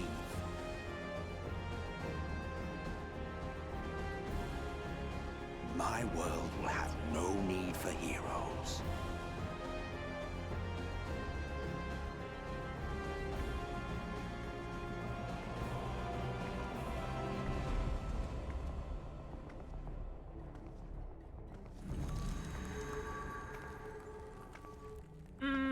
She's not doing so hot. Fighting the good fight.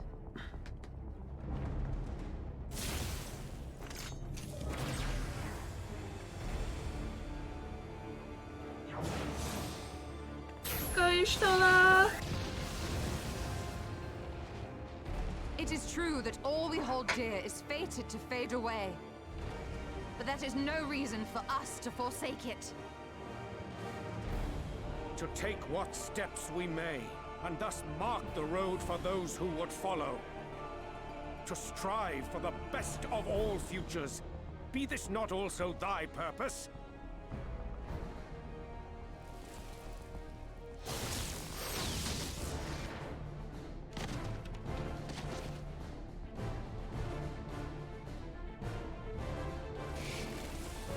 Do not presume to speak of my future.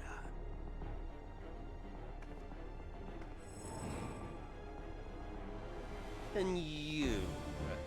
Why waste your final moments in futile defiance? Weary wanderer, you've no fight left to fight, no life left to live.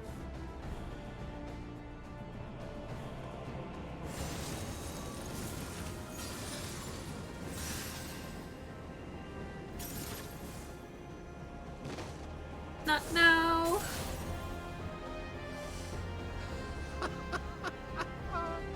You see, the light will not be denied.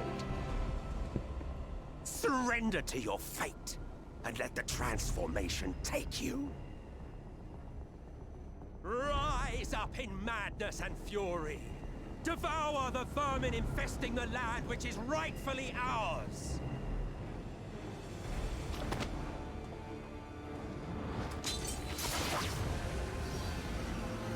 Now, Reed! Now!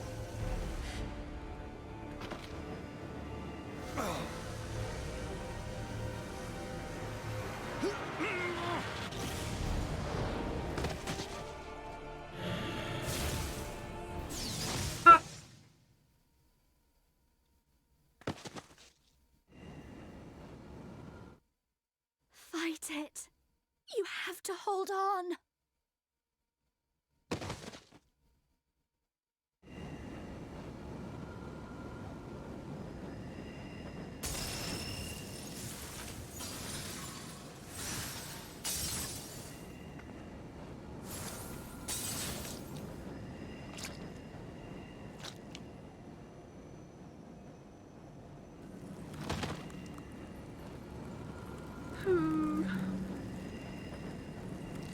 Hey, Artbird.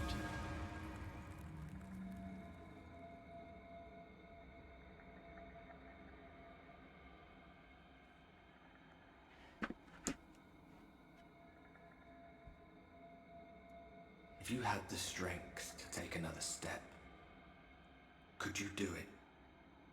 Could you save our worlds?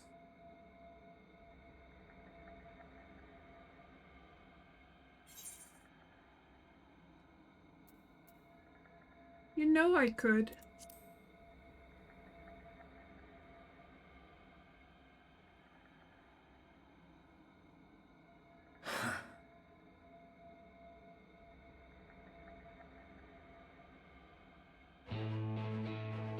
Yeah, baby. Take it. We fight as one.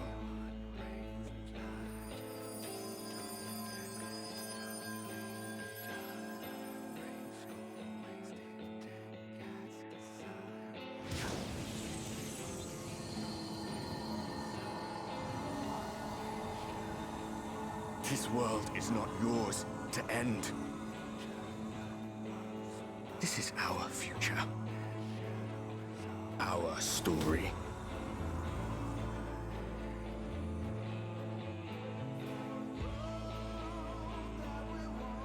No, it can't be.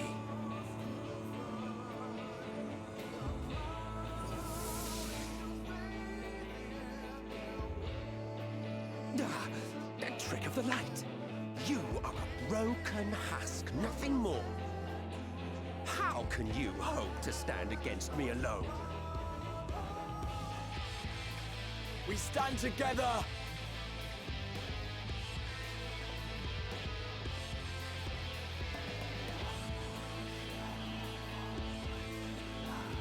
How... I'm surprised you can stand at all. I could not well leave matters half finished. Let's go, Let Grandpa. expanse contract, Eon become instant.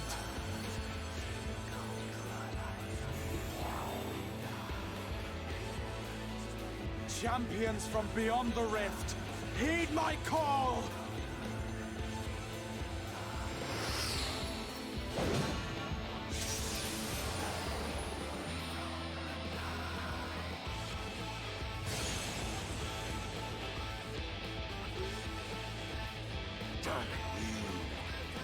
Damn you all!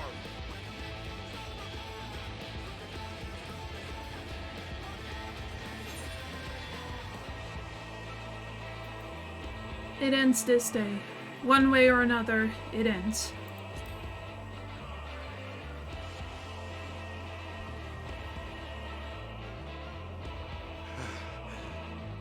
Very well. Let us proceed to your final judgment. The victor shall write the tale, and the vanquished become its villain.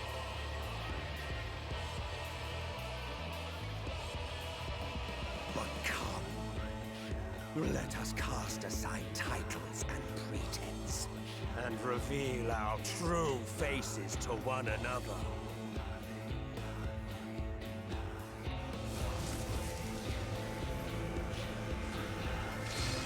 I am Hades, he who shall awaken our brethren from their dark slumber.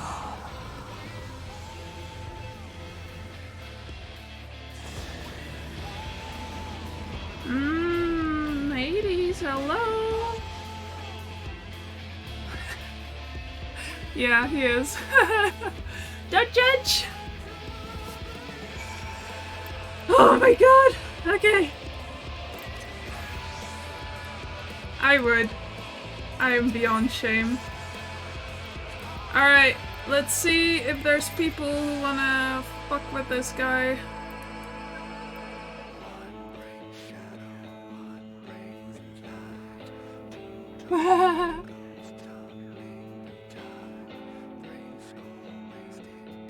Believe it or not, he was actually a cool dude once upon a time. But about 12,000 years of loneliness will do that to you.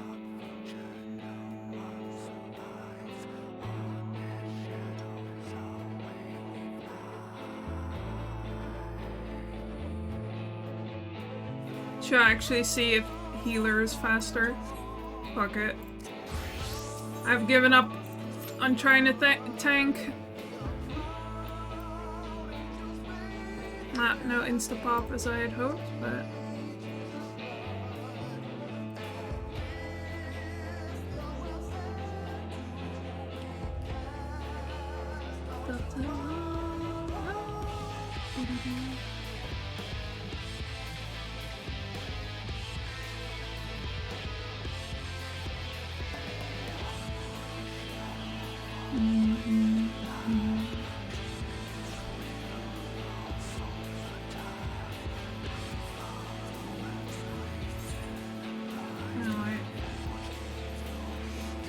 See if there's a party finder up, maybe.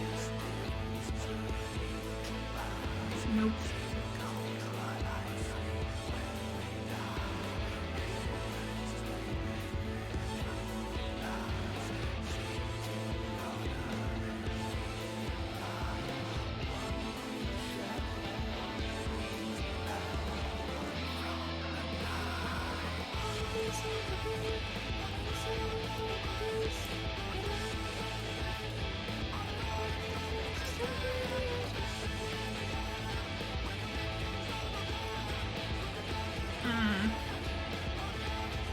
This is gonna be the one we're gonna wait for forever. Fuck.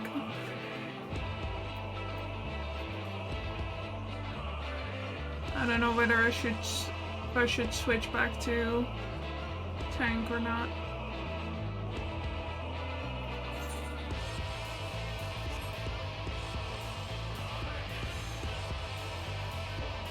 Yeah, I understand.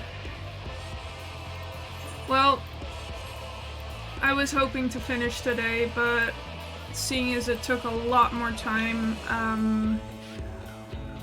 maybe I should save it for next time.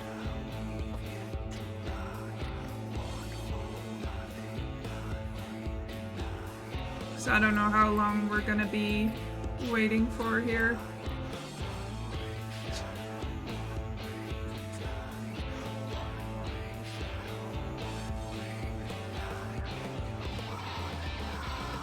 I kind of want to do, like, watch the end together.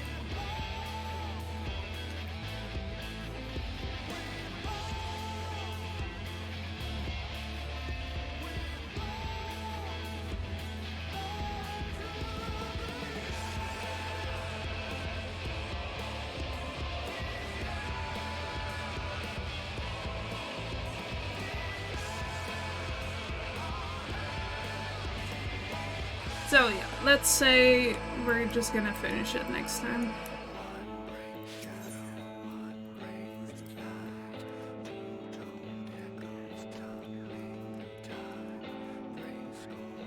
Nope. Is my thing working? Uh-oh.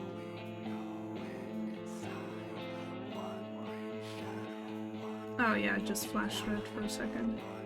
Alright, alright. Well, with this amazing song in the background, let's then say, yeah, we're gonna do this next time. It's probably gonna be on Monday then, but after we finish Shadowbringers, then we're just gonna bang right on to the last, or to the role quests, because that gives some fun context on the story. So yeah, Alright. Thank you for being here. Great stream. Fortunately did not finish, but that's okay. That dungeon did not help. Yeah, thank you for being here, and until the next one. Goodbye, goodbye!